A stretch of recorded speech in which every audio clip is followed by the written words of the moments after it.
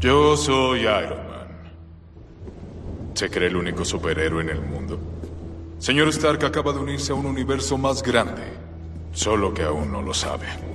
¿Y usted quién es? Nick Fury, director de S.H.I.E.L.D. Le vine a hablar de la iniciativa Avengers, señor Stark. Y comenzamos con el episodio 64 del Solo Podcast. Y estamos Joe Stark, y como cada semana vamos a empezar mandándole saludos a toda la Solo Banda y a toda la CC Banda que nos escucha en el grupo de Comentemos Cómics Cabrones, el mejor grupo para hablar de cómics en todo Facebook. Saludos al Solo Cuate Mayor Edsel, también saludos a Calaca, saludos a David, saludos a Yafet, también saludos a Enrique Hurtado, a Javier Ramos, a Don Armando, hasta el mejor grupo del mundo mundial, el DC Multiverse México. De igual manera a Edgar Vázquez hasta Texcoco, Spidey 2099, también a Alberto Morales, que hoy no va a haber sección de manga, de hecho hoy no va a haber muchas cosas, ahorita les voy a explicar, a Leonardo Navarro y a Luis Leónides. De igual manera les recuerdo que este podcast ustedes lo pueden escuchar en YouTube, tanto en la versión de video con imágenes como en solo audio, que sería en YouTube Music. También está en descarga directa, que es la primera opción en la que está disponible. Igual también está en Spotify, en iVoox, en iTunes. También está en Amazon Music, en Deezer, en Castbox y en Goodpods. Además de alguna que otra plataforma que ya ni me acuerdo, pero igual se siguen actualizando. Y pues fíjense, este episodio va a ser un episodio muy especial. Va a ser un episodio atípico. De hecho, de una vez les digo, este episodio es pregrabado. No va a haber noticias, no va a haber reseñas en sí de cómics como sección, tampoco comentemos manga, comentemos terror cabrones, carillouturas. Este episodio va a ser parte de un nuevo experimento que voy a hacer este año. Va a salir un episodio especial en el cual vamos a estar hablando de nada menos que de el MCU, el Marvel Cinematic Universe, aprovechando que está próximo el estreno de esta película de Avengers Doomsday. Y como vamos a tener un episodio de estos cada 2 meses y vamos a completar 6, pues yo creo que ya se imaginarán que en esos 6 episodios vamos a hablar de las fases del MCU. Nos vamos a ir una fase por episodio, tratando de abarcar en su mayoría las películas que fue en un principio. Luego, en las últimas fases vamos a también a incluir las series, preparándonos para el estreno de esta gran película que promete cambiar todo lo que conocíamos del universo cinemático de Marvel. Para este primer episodio, que de una vez les digo, no sé cuánto vaya a durar, a lo mejor en los primeros episodios, por tratarse de las primeras fases donde no había tantas películas, a lo mejor van a ser episodios un poquito más cortos, pero cuando lleguemos a las etapas más avanzadas del MCU, donde ya había series, donde ya había un montón de películas, pues a lo mejor ahí nos vamos a entretener un poquito más y van a durar más los episodios, pero la idea es que pasemos un buen rato. Les digo, van a ser episodios atípicos del podcast. La próxima semana vamos a tener el episodio normal de la quincena, pero pues ahorita sí, como les decía, nos vamos a enfocar en la fase 1. Vamos a comenzar con la fase 1 del MCU. En aquel 2008, que fue cuando salió la primera película del MCU, Iron Man, sí me acuerdo.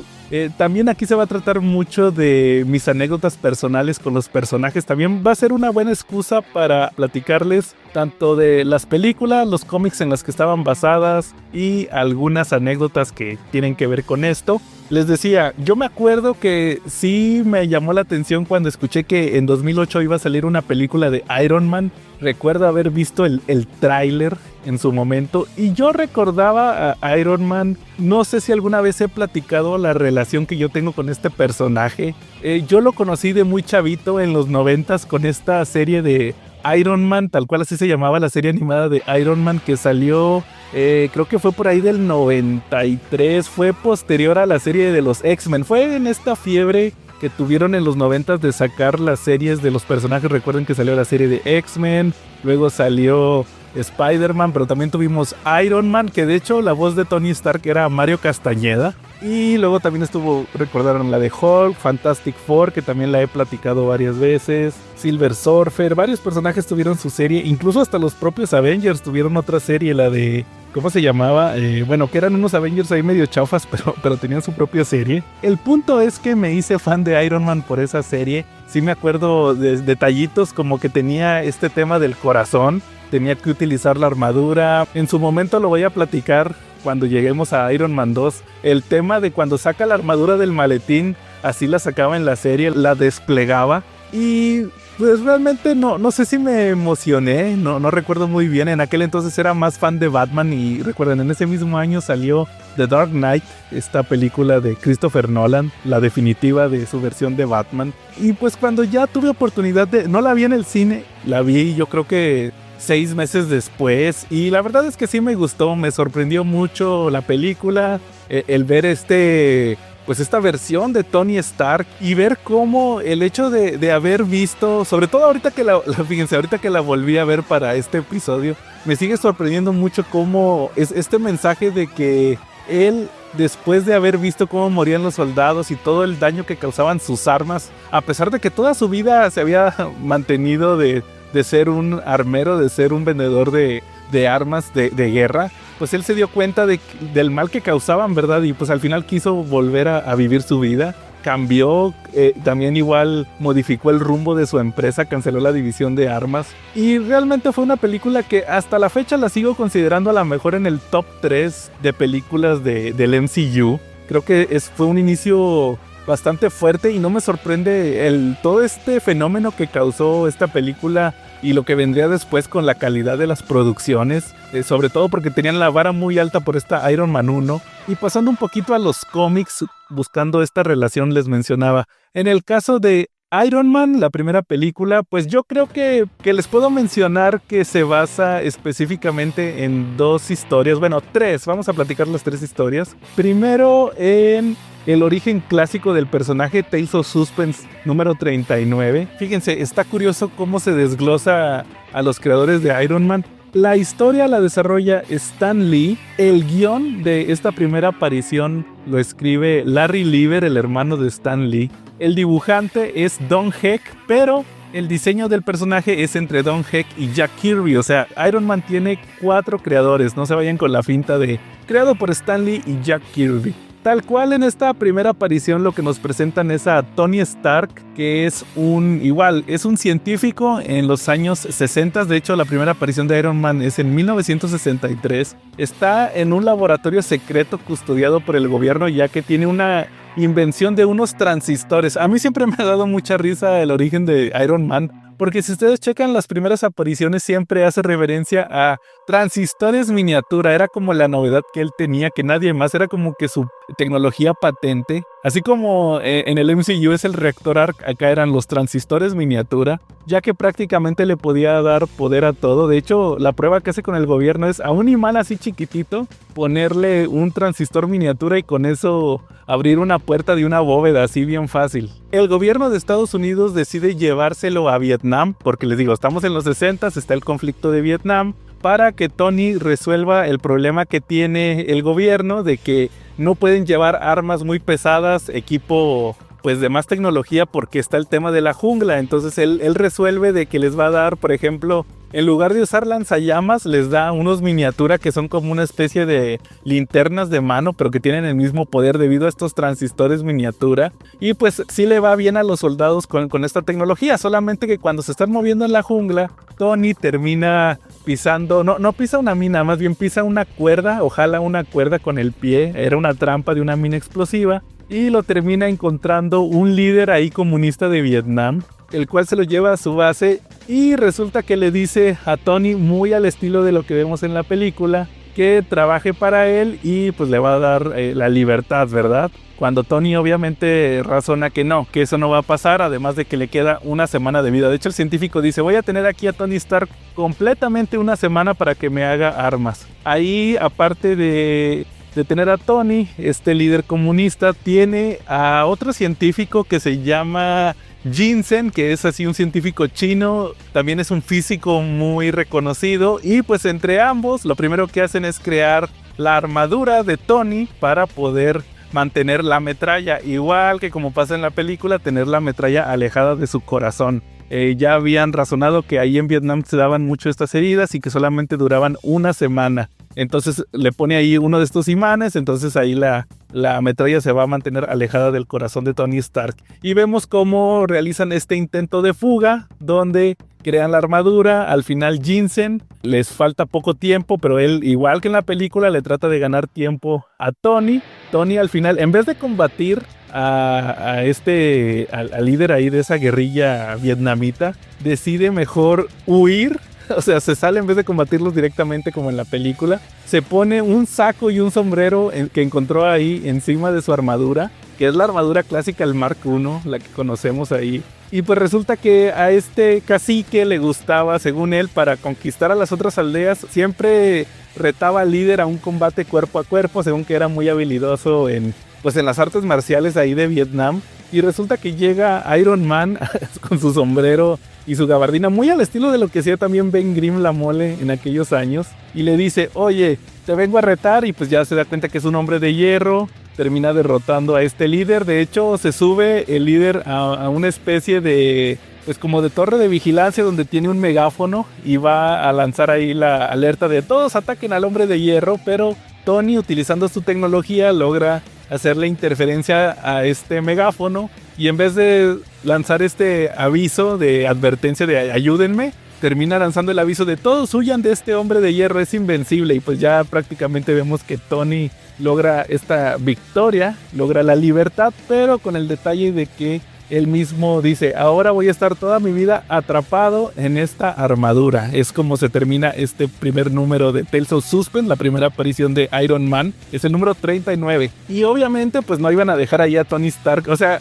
Tales of Suspense, como dice el nombre, era un título de terror y ciencia ficción, entonces pues trataban de dar este mensaje de que ok, logró una victoria este científico, logró mantenerse con vida, pero ahora está condenado a vivir atrapado en esta armadura. Ya para el siguiente número, el Tales of Suspense número 40, ya nos presentan la segunda versión de Iron Man, que ustedes recordarán es la versión dorada. Al principio yo pensé que había construido otra armadura, y no, realmente es la misma, la que construyó ahí en Vietnam, solamente que la pinta de dorado. Y Tony al final solamente se termina quedando con la placa del pecho. Es como todo un peto que tiene que utilizar y recargarlo con la luz para poder ahí mantenerse pues con vidas, para que el Magneto mantenga la metralla lejos de su corazón. Y pues las otras piezas las empieza a manejar como plegables, según al principio sí era la misma armadura, solamente que pintada de dorado, pero luego sí saca una versión 2 donde es igual la misma armadura, pero la puede guardar en un maletín así como doblada, es como un metal que se puede moldear, y ya tiene su segunda versión de Iron Man. Ese podría decirse que es el primer cómic en el que se basa esta película, la primera parte. Luego hay una actualización a este origen. De hecho hay varios, fíjense. Yo me acuerdo que la primera vez que leí el origen de Iron Man fue por Smash en esta saga de El demonio en la botella, Demon on a Bottle, que la publicaron en el tomo este de sagas.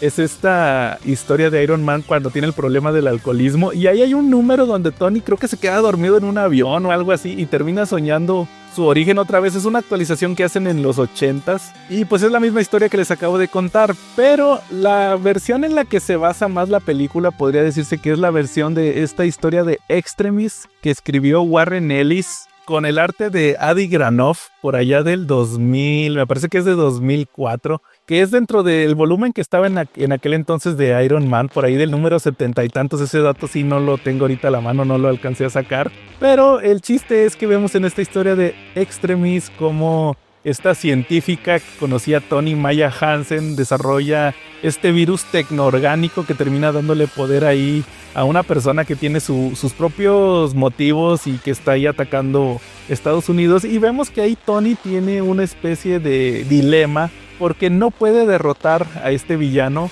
a pesar de que está utilizando la versión más actualizada de su armadura. De hecho es la versión que veríamos en el MCU, la versión que vimos en la película, pero ahí Tony hace un comentario de que hay un punto crítico en la tecnología donde ya por más que avance, él ya no puede miniaturizar los componentes que necesita para manejar la armadura. O sea, prácticamente sí tiene la tecnología, pero necesita una especie de interfaz más poderosa. De hecho, ese tema de la interfaz lo ha tenido Iron Man durante varios años. Ahorita lo voy a retomar en el siguiente cómic que les voy a mencionar. Y resulta que yo creo que por eso en las películas lo resolvieron con el hecho de que tiene una IA, ¿verdad? Tiene ahí a Jarvis, luego tiene a Friday, para que le ayude ahí a pilotear el traje.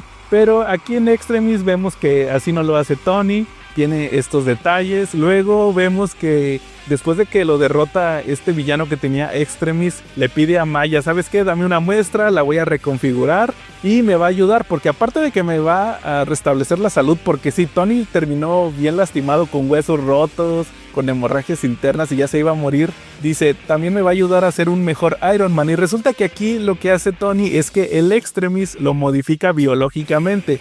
De hecho, el traje dorado de la armadura, la malla, vamos a decirlo así, que utiliza Tony por debajo de la armadura, ya la tiene incorporada en su cuerpo. O sea, se retrae y se despliega dentro de sus huesos. Es como una especie de metal líquido inteligente. Él también, les digo, se modificó los huesos para que tuvieran ahí huecos donde pudiera meter este traje. Igual tiene hoyitos en el cuerpo, prácticamente ahí suda el traje Tony. Y pues ya tenía desarrollada una armadura nueva que se manejaba para que no se desplegara, para no tenerse que poner el traje y que se ensamblara la armadura. Magnéticamente se le ponía en el cuerpo, algo así como lo que vimos con la armadura de Iron Man 3. Y pues ahí ya vemos cómo Tony se arma y ya tiene en su propio cerebro, es la computadora que maneja la armadura. Entonces ya tiene una respuesta inmediata con el hardware de la armadura de Iron Man, con el traje. Y de hecho, cuando Tony está, vamos a decirlo así, en el proceso de obtener sus modificaciones biológicas, vemos que sueña otra vez su origen, que es la versión actualizada de Warren Ellis, que ya no pasa en Vietnam, porque pues es un cómic de 2004. Aquí pasa, me parece que es en Afganistán o la tormenta del desierto, una de esas dos es donde vemos aquí el nuevo origen de Iron Man, para posteriormente ver que pues termina combatiendo a este villano. Ese es el origen, la parte del origen. En el caso del villano aquí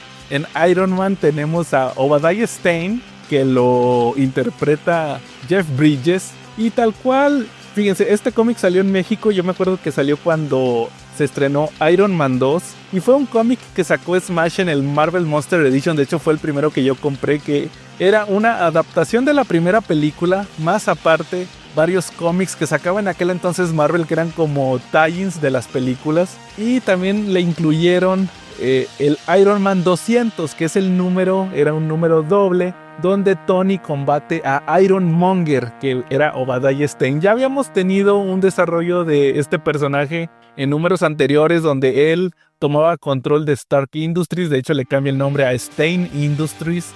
Tony ya no era Iron Man. De hecho, el que era Iron Man en aquel entonces era Rhodey, era James Rhodes. Pero como resultó herido en una explosión que vimos en el 199, Tony decide combatir personalmente a Obadiah. De hecho, este número 200 es muy especial para mí, porque aquí aparece mi armadura favorita de Iron Man de todos los tiempos, el Silver Centurion, el Centurión de Plata. Y vemos que combate a Obadiah, que sí, es muy superior de cierta manera, pero tiene una falla esta armadura del Ironmonger, que es que esta armadura que hizo, la hizo para que fuera superior a la versión de Iron Man que tenía en aquel entonces Tony guardada ahí, los diseños en Stark Industries, pero no era la versión más actualizada. Algo así como lo que vimos en la película cuando Obadiah Stane manda mejorar la armadura, saca su armadura de Ironmonger mejorada de la primera versión de Tony, ¿verdad? De la que construyó ahí en el desierto. Mientras que Tony, pues él quitó muchas de las cosas que tenía esta armadura, desechó los errores, creó su propia versión, ¿verdad? La roja y dorado. Entonces, algo así pasó en este Iron Man 200, porque Obadiah tenía el Ironmonger, que sí era muy poderoso, pero el problema era que él solo no podía pilotear la armadura. Necesitaba, mediante radio control, tener ahí a alguien que le estuviera apoyando una computadora. Entonces Tony se da cuenta de esto y termina interfiriendo la señal que le ayudaba a Obadiah a manejar la armadura, y así logra derrotarlo, ¿verdad? Y aparte, la versión aquí de Silver Centurion era muy poderosa. De hecho, Obadiah le manda ahí a otros villanos que creo que tenían armaduras basadas en el ajedrez, algo así entendí hace muchos años que no leo ese Iron Man 200. Y el mismo Tony dice, estos villanos la otra vez me iban a derrotar con mis versiones anteriores de la armadura, pero aquí Centurión de Plata sí está muy avanzado y terminan siendo nada para esta nueva versión de Iron Man. Entonces al final vemos que derrota a Obadiah y Obadiah, en vez de sentirse derrotado o entregarse, se termina volando la cabeza ahí con el reactor Arc que tenía en la mano, ¿verdad? Pues con esta palma, que no era tal cual un reactor de propulsión como los vemos en las películas, realmente era solamente la cosa esta de la mano con la que lanzaba rayos. Entonces ahí ya muere Obadiah Stane y posteriormente regresan. Él ya no regresa, los que regresan son los hijos en aventuras ya posteriores de Iron Man conforme fueron avanzando los años. Entonces, regresando a la película, en el caso de los actores, pues ahorita que la volví a ver me sorprendió mucho el elenco. Por ejemplo, está Gwyneth Paltrow, que fíjense, en esta primera película no la siento tan glamurosa como suele ser. Ella la veo en un papel muy sencillo como Pepper Potts, o sea, como que trata de no resaltar, tratando de parecerse mucho al personaje, que Pepper Potts en los cómics empieza simplemente como una secretaria que estaba enamorada de Tony Stark y conforme pasa el tiempo termina teniendo más relevancia. Igual Happy Hogan, que comienza siendo un boxeador, exboxeador más bien, todo feo, irlandés, que estaba enamorado de Pepper. Pepper no lo pelaba. Luego, conforme van pasando los años, lo empiezan a dibujar menos feo. Hasta rubio lo terminan cambiando. Se casa con Pepper, se divorcia con Pepper. Ya no supe qué fue después de Happy Hogan. Aquí lo interpreta, curiosamente, Jon Favreau, que además es el director de la película. Eso creo que sí vale la pena mencionarlo. Jon Favreau, el iniciador del MCU y también el salvador de Star Wars. Acuérdense que él dirigió Mandalorian, es co-creador de la serie y que fue lo que revivió Star Wars. Y aquí les digo, pues es el guardaespaldas, chofer de Tony. Ya más adelante en otra película vemos que incluso le enseña a combatir, muy amigo de él. Pero aquí tiene un papel pues un tanto menor, a pesar de que es el director de la película. Igual también está, ¿cómo se llama? Terrence Howard, que era originalmente James Rhodes. Que ha habido mucha polémica con este actor porque dice que él quiso pelear que le pagaran más para la segunda película. Le pidió apoyo a Robert Downey Jr. Él le dijo que se iba a encargar y terminaron contratando a Don Cheadle y ya no le dijeron nada. Entonces pues quedó muy resentido con estas películas del MCU. Al final, fíjense, yo creo que él sí tiene como que más estilo de James Rhodes, de Rhodey, más que Don Cheadle, que Don Cheadle me cae muy bien. Yo soy fanático de él de varias películas, pero como que para que se pareciera al Rhodey de los cómics sí tenía como que mayor presencia Terrence Howard, pero pues al final lo terminaron sacando. Igual aquí comienza la tradición de los cameos de Stan Lee. Él le hace de Hugh Hefner, o Tony lo termina confundiendo con Hugh Hefner. Y pues creo que hay que mencionarles que después de esta película, que les digo bastante buena, tenemos uno de los momentos claves al final con la escena postcréditos, donde vemos que aparece nada menos que Nick Fury, interpretado por Samuel L. Jackson, con el diseño que usaba Mark Millar en los cómics de los Ultimates. De hecho, es bien sabido que Samuel L. Jackson le agradeció a Mark Millar de que gracias a él tuvo pues esta chamba al hacer a su versión de Nick Fury, la que dibujaba Brian Hitch, parecida a Samuel Jackson. De hecho, hasta el mismo Fury en el cómic de Ultimates dice: cuando hagan la película de nosotros, quiero que me interprete el señor Samuel L. Jackson. Entonces ahí está esta relación con el actor. Pero aquí vemos que al final Nick Fury le dice a Tony que pues que se metió a un universo más grande al volverse superhéroe y que le va a hablar de la iniciativa de los Vengadores. Además de que, fíjense, se me había olvidado mencionarles el final de la película, ya que después de todo este asunto que vimos con Obadiah Stane, el agente Coulson, que también aquí hace su primera aparición y que va a ser como que el personaje que una todas las películas, que le dé pues esta coherencia de que todas están ocurriendo en el mismo universo. Vemos que ahí que Coulson le prepara a Tony la coartada, le dice: ya preparamos todo, hay declaraciones firmadas de que estabas en no sé dónde, tú di que Iron Man es un guardaespaldas especial que tiene la empresa,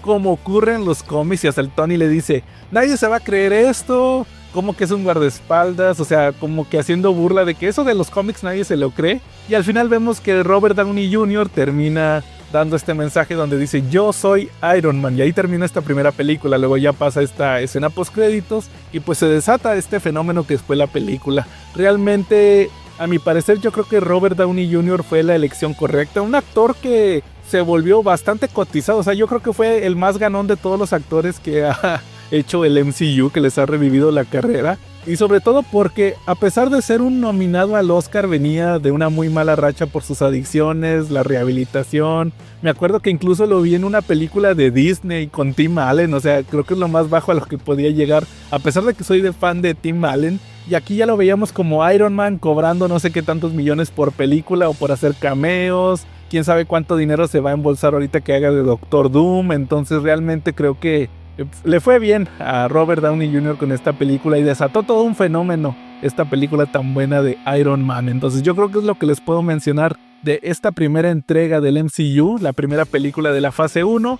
Y ahora vamos a pasar a una bastante controvertida para algunos. A mí me gusta mucho, lo he dicho varias veces, pero veo que tiene bastante hate, y estoy hablando de The Incredible Hulk del 2008. Que fíjense, específicamente esta película, yo sí pensé en su momento y vi que mucha gente tuvo esa confusión, que pensamos que se trataba de una continuación de la película de Eric Bana, esta Hulk de Ang Lee. Sobre todo porque ustedes recordarán que en esa película al final este Bruce Banner de Eric Bana se termina escondiendo en la jungla ahí de Venezuela o Colombia, ¿verdad? En la jungla. Y pues acá vemos que ahora Edward Norton, que es el nuevo Hulk, en de The Incredible Hulk, está escondido en Brasil, o sea, está ahí en el Amazonas y todo eso, ¿verdad? Entonces como que no sé por qué pensé que a lo mejor ahí pudo haber habido una especie de secuela espiritual, pero no, prácticamente esta es una versión muy diferente, ya que aquí Edward Norton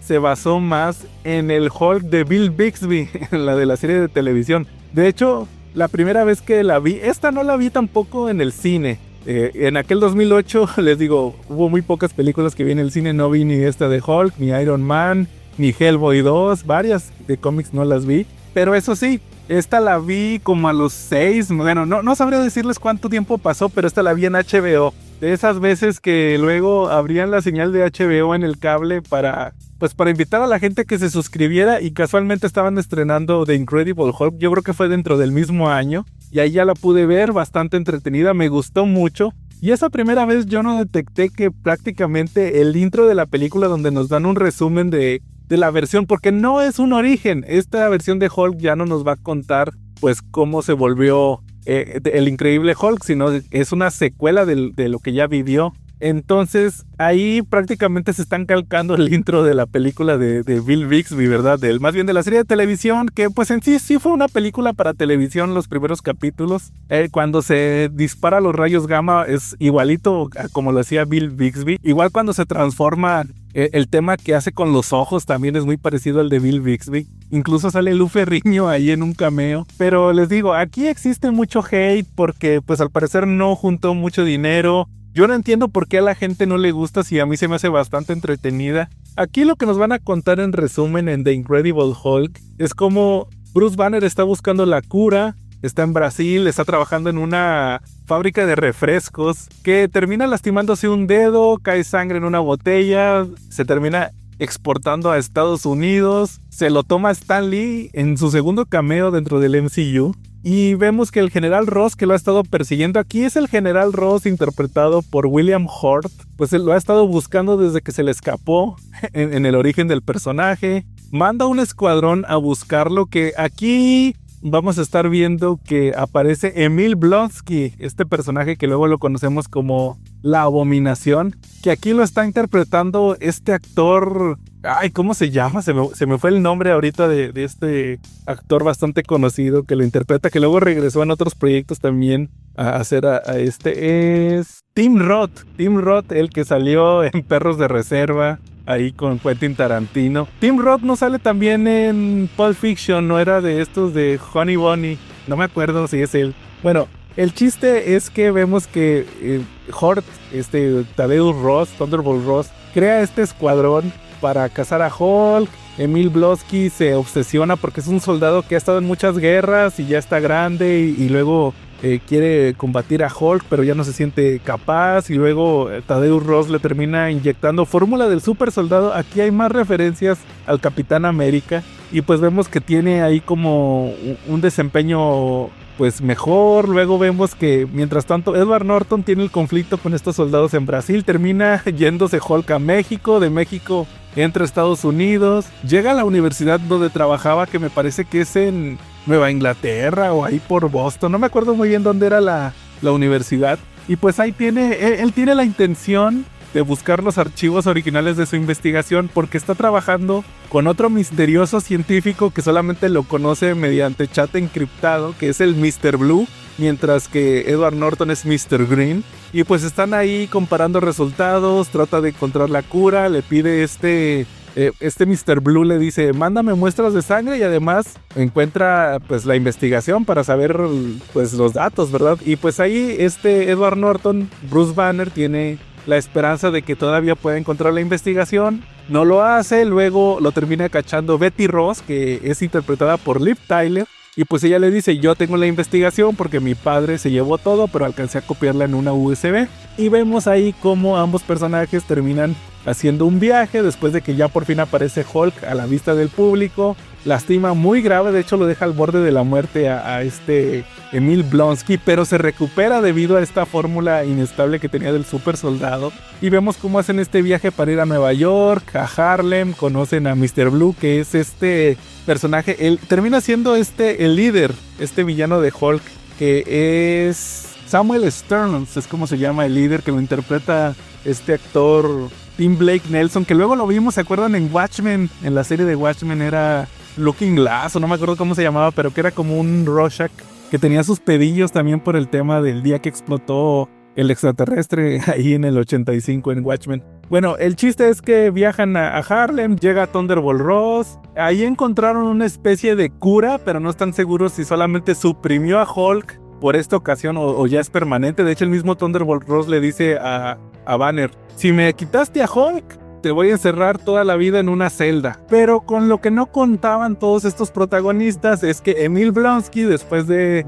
haberse recuperado de las heridas que le hizo Hulk, quiere venganza, además de que ya el suero del super soldado, que vemos que no es estable, le empieza a afectar. Habla con Samuel Stearns, le dice, ¿sabes qué? Tú tienes muestras de sangre de Bruce Banner, lo que le hayas hecho a él, házmelo. Yo necesito convertirme en alguien como Hulk, quiero su poder, si Banner ya no lo quiere, yo lo quiero. Y vemos cómo aquí el líder le termina poniendo ahí sangre de Hulk, empieza a tener una mutación. Además de que le está haciendo efecto el suero del super soldado, ahí como que muta y se termina convirtiendo en la abominación, en este villano de Hulk. Y pues ya vemos la batalla final que tienen ambos personajes. Al final descubrimos que solamente Banner pudo suprimir a Hulk con la cura por esa vez, o sea, iba a tener que usar las curas toda su vida. Y pues lo combate y al final tiene que huir después de derrotarlo, salvar a esta Betty Ross. Tiene un final muy al estilo de Bill Bixby, donde los personajes se van ahí tristecillos, pero nos dejan ahí pues ¿qué viene siendo? La moraleja de que a lo mejor Bruce Banner ya puede controlar a Hulk. Y pues ya nunca tuvimos un seguimiento porque terminan corriendo, o no recuerdo si renuncia Edward Norton. Ya después en el MCU lo reemplaza Mark Ruffalo, pero se supone que es la misma versión de Hulk, pero pues las ideas que tenía Edward Norton ya nunca las vimos. Hay una escena postcréditos donde vemos que el general Ross está en un bar ya muy decaído. Aparece Tony Stark, interpretado por Robert Downey Jr. Les digo, estos primeros intentos de darle una continuidad a las películas, donde le dice, vamos a hacer un equipo. De hecho, está curioso porque ya nunca supieron qué hacer con este final de Hulk. No sé qué ideas tenían en un principio para estas películas, para desembocar en Avengers. De hecho, lo terminaron solucionando con unos cortos que luego incluían en los DVDs, donde unos agentes de S.H.I.E.L.D. están platicando de que, oye, ¿cómo nos quitamos a Thunderbolt Ross de encima, verdad? Del tema de los Avengers. Ah, pues mándale a Tony Stark. Y pues según eso fue lo que llevó a que supuestamente Tony lo mandaron a que convenciera a Thunderbolt Ross, y Thunderbolt Ross no iba a aceptar, ya solamente fue una excusa. Y les digo, pues realmente es una película, a mí me gusta mucho, a lo mejor porque yo era fan de la serie de Bill Bixby. Por ahí tengo la película que es el final de la serie que se llama La muerte del increíble Hulk. Yo la vi cuando era niño muchas veces en Canal 5. Igual la serie, me acuerdo que en Cine Permanencia Voluntaria de Canal 5, sí recuerdo haber visto los primeros 2 episodios de la serie de Hulk, que los mostraban como una película. Por eso les digo, la menciono yo siempre como la película de Lou Ferrigno. Y pues la verdad a mí sí se me hace bastante entretenida. Ya pasando a los cómics, no sé si hay algún cómic en específico que les pueda mencionar. El origen de Hulk todos los conocemos, The Incredible Hulk número 1 de 1962. Ahí conocemos a Bruce Banner, que está trabajando en esta bomba gamma. Está llevando a cabo pues este experimento donde es una bomba muy poderosa que solamente él conoce los componentes. De hecho, ahí en este primer número aparece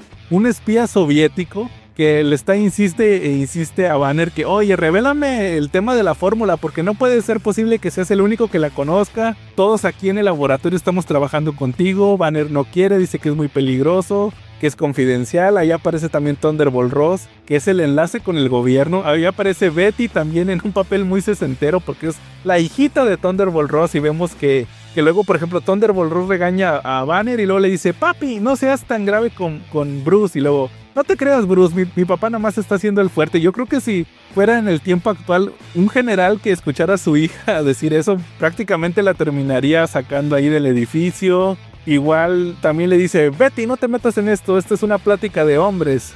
Muy al estilo de lo que pasaba en aquel 1962. Hace exactamente 63 años, 64 ya. Y como todos sabemos, hay un chavito que se llama Rick Jones, el cual se mete ahí al campo de pruebas. Según sus amigos lo retaron, llega Banner, lo mete a una zanja para que se salve de la explosión. Pero resulta que este espía ruso, este rojillo, no le dice a nadie que Banner está en el campo de pruebas. De hecho, Bruce le dijo, dile a los demás que detengan pues la cuenta regresiva de la bomba. No lo hace y pues le termina cayendo ahí de lleno la explosión gamma, que no lo mata. De hecho, lo examinan doctores y le dicen, no, es un milagro que estés vivo. Pero aquí nos presentan que cuando cae la noche se termina convirtiendo en esta criatura, en este monstruo llamado Hulk, que de hecho es uno de los soldados el que le da este término. Este Hulk está aquí.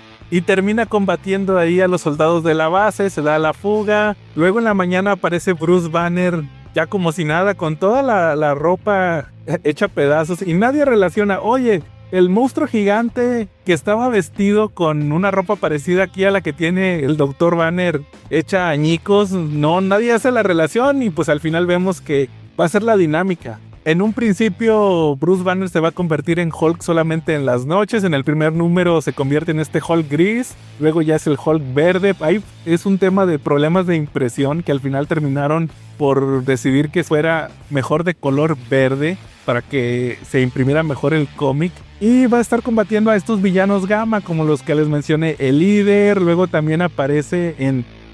The Incredible Hulk. En un principio solamente dura 6 números, luego lo terminan moviendo a Tales of Astonish, donde en un principio compartía título con Ant-Man, ahí con Hank Pym y la avispa. Luego quitan también a Ant-Man de la colección, dejan a Namor, se vuelve el título de Namor y Hulk, este Tales of Astonish. Y en el número 90 vemos que aparece, todavía sigue la dinámica de Bruce Banner en la base militar.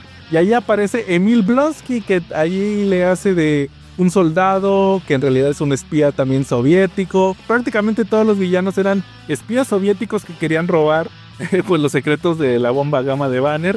Y resulta que ahí ya saben que Bruce Banner es Hulk y vemos que él se quiere infiltrar en la base para usar una máquina y matar a Hulk, a pesar de que pues él también va a morir. Quiere como que irradiarlo de gamma al límite para que muera, pero resulta que lo detienen los soldados antes de que llegue a la máquina. Emil Blonsky se mete y se termina convirtiendo en la Abominación, con el look que le conocemos, así como que pues más como una especie de hombre lagarto. En un principio no puede derrotar Hulk a la Abominación, de hecho le gana. Y posteriormente ya en el siguiente número, en el Tales of Astonish número 91, ahí vemos que a Hulk le dan una dosis extra de rayos gamma que lo hace más poderoso. De hecho ahí el mismo Thunderbolt Ross tiene que trabajar con él, como lo vimos al final de la película, y ya con eso Hulk puede derrotar a Abomination. Es una historia bastante entretenida. De hecho, curioso que en ese número cuando Abominación, o más bien Emil Blonsky se convierte en la Abominación, ahí hacen referencia de que la bomba gamma tiene consecuencias diferentes para la gente. A Banner lo convirtió en Hulk, a Emil Blonsky lo convirtió en este hombre lagarto, la Abominación. Y hay otros como el líder, que lo vimos en números anteriores, que se convirtió en otra cosa, ¿verdad? En un hombre muy inteligente. Entonces es como que el mensaje que quieren dar. También es chistoso que aquí, les digo, aparece el líder en la película, que luego no lo volvemos a ver. No sé si se acuerdan que volvió a salir apenas este año pasado en la película de Capitán América 4. Tuvieron que pasar 17 años para que este actor Tim Blake Nelson lo volviera a interpretar, pero pues ni modo, ¿verdad? Así pasa usualmente en el cine y cuando son estas franquicias muy grandes. Hay personajes que se quedan en el olvido. Entonces, pues así como les digo, para mí Incredible Hulk sí es una película muy buena. Yo les digo, si no la han visto, chéquenla. Si le hacían el feo, denle otra oportunidad. A mí se me hace muy entretenida y pues es la única película que hemos tenido de Hulk en el MCU. Acuérdense que los derechos de Hulk los tiene Universal y no se los ha querido soltar a Marvel ni a Disney. De hecho, por eso Hulk solamente aparece como secundario o en serie, pero en película no puede estar. Entonces ahí está The Incredible Hulk del 2008. Y pues ahora vamos a pasar, si ya habíamos tenido el éxito de la primera película de Iron Man en el 2008, tendrían que pasar 2 años, llegar al 2010 para tener la esperada secuela. Se mantiene el cast original, regresa Robert Downey Jr., Gwyneth Paltrow sigue siendo Pepper Potts, el director vuelve a ser Jon Favreau, repite como Happy Hogan, pero pues hay un cambio, el que les había mencionado de Terrence Howard cambia por Don Cheadle, ahora él es James Rhodes. Pero en el caso de los personajes que se incorporan, pues está por ejemplo Sam Rockwell, que ahora va a interpretar a Justin Hammer, este empresario que fue villano de Iron Man en los cómics. Hablé un poco de él en el episodio pasado cuando checamos Ultimate Spider-Man. Luego también hay uno muy importante. Scarlett Johansson entra aquí a la película como... Bueno, el personaje originalmente se llama Natalie, pero descubrimos después que es esta Black Widow, es esta Natasha Romanoff, que pues saben, ella también fue villana de Iron Man en un principio, luego se vuelve heroína, antihéroe, y pues saben, ha estado en alineaciones de los Champions, de los Defenders, de los Avengers, ha estado en muchos equipos esta Natasha Romanoff, la Viuda Negra. Y también el villano principal va a ser interpretado por nada menos que Mickey Rourke, que en aquel año 2010 él venía después de haber tenido este éxito que incluso lo nominaron al Oscar con The Wrestler, esta película sobre la lucha libre, sobre la vida de un luchador ya veterano en este deporte espectáculo. Entonces él venía muy galardonado, le ofrecen ahora interpretar a Iván Banco, que es una combinación de villanos. Creo que este es el personaje más interesante de la película, ya que es una mezcla de 2 personajes. Uno viene siendo Whiplash y el otro viene siendo el Dínamo Carmesí. Pero eso lo vamos a revisar un poquito más adelante cuando hablemos ya de los cómics en los que está basada la película. En sí, creo que el detalle que le encontré ahorita a Iron Man 2, que la volví a ver, es que en su momento me gustó mucho, me emocionó, la verdad, cuando supe que iba a salir, cuando vi el tráiler que ya aparecía War Machine. O sea, se cumplía la promesa que vimos en la primera película de que ahora Rhodey también iba a tener su armadura. Pero el detalle es que creo que tiene demasiadas tramas. Ese es el detalle que tiene esta película. O sea, era una secuela muy esperada, fue un hit que no se veía venir. Y ahora pues tenían que incorporar bastantes cosas. Además, súmele la escena postcréditos de Nick Fury. Entonces, preparaban el camino para la película de los Avengers, meter más tramas también con este personaje de Tony Stark que fue muy carismático. O sea, prácticamente lo que les dije en la primera parte, volvió a catapultar a Robert Downey Jr., hasta la fecha sigue sacando provecho de eso. Y aquí vamos a tener pues una mezcolanza, como por ejemplo, bueno, vamos a analizarlo conforme avance la película. Primero vemos que ya pasaron 6 meses después del tema de Iron Man, de que Tony reveló su identidad al mundo, de que él es Iron Man. Aquí les decía que no se guarda el secreto como en los cómics. Vemos que es todo un fenómeno que cambia el mundo, o sea, realmente fue el inicio de los superhéroes aquí en Marvel. El detalle aquí con Tony es que también nos revelan que el paladio que utiliza para su reactor ARC, que en teoría lo mantiene con vida, pues está teniendo ciertos problemas y lo está envenenando. Entonces él empieza a revisar varios elementos a ver si puede encontrar alguno que supla al paladio, pero pues no lo logra. Entonces vamos a primero a tener a un Tony que está en una crisis existencial porque ya no la ve venir. Él sabe que va a morir eventualmente o envenenado o porque ya no le van a funcionar los reactores Ark, pero pues también trata de disfrutar de su fama. Además de que también por otro lado vemos que Pepper está batallando con él por el hecho de que pues lo nota raro, ve que él está regalando sus cosas, que está como que cambiando de hábitos, que no, obviamente Tony no le dice que está muriendo, pero sabemos por Jarvis que estos hábitos entre comillas que está cambiando es para tratar de prolongar más su vida y que se reduzca el efecto del paladio en su cuerpo. Está organizando la Stark Expo porque les digo, desde la primera película que dejó de ser una compañía armamentista y ahora se volvió como una de tecnología en general, pues vuelve a revivir conceptos de su padre como la Stark Expo, una especie de feria de estas futuristas que tuvo su padre ahora para presentar tecnología al mundo, innovaciones. A eso súmenle que también el gobierno le quiere quitar la armadura a Tony porque dicen que es el arma Iron Man, que es demasiada responsabilidad, que él tiene que compartir con su país esta tecnología, porque les digo, fue un avance tecnológico muy grande. Y pues ahí mismo vemos que hay empresarios como Justin Hammer que está de cierta manera apoyando al gobierno para poderse hacer también con la tecnología de Stark. Le están haciendo audiencias, que vemos que Tony tiene que ir a hablar en estas audiencias para tratar de que no le quiten la armadura, que es una propiedad intelectual al final de todo y es una compañía privada, pero le digo, el gobierno quiere esta arma. Tony no se las quiere dar porque sabe que después de lo que pasó también con sus misiles, pues el que tenga Iron Man va a ser pues el que tenga el poder máximo en el mundo, por lo menos en esta parte de la historia. Y él mismo dice, no hay ningún país en el mundo que tenga mi tecnología y todos los que la están desarrollando están años retrasados contra mí.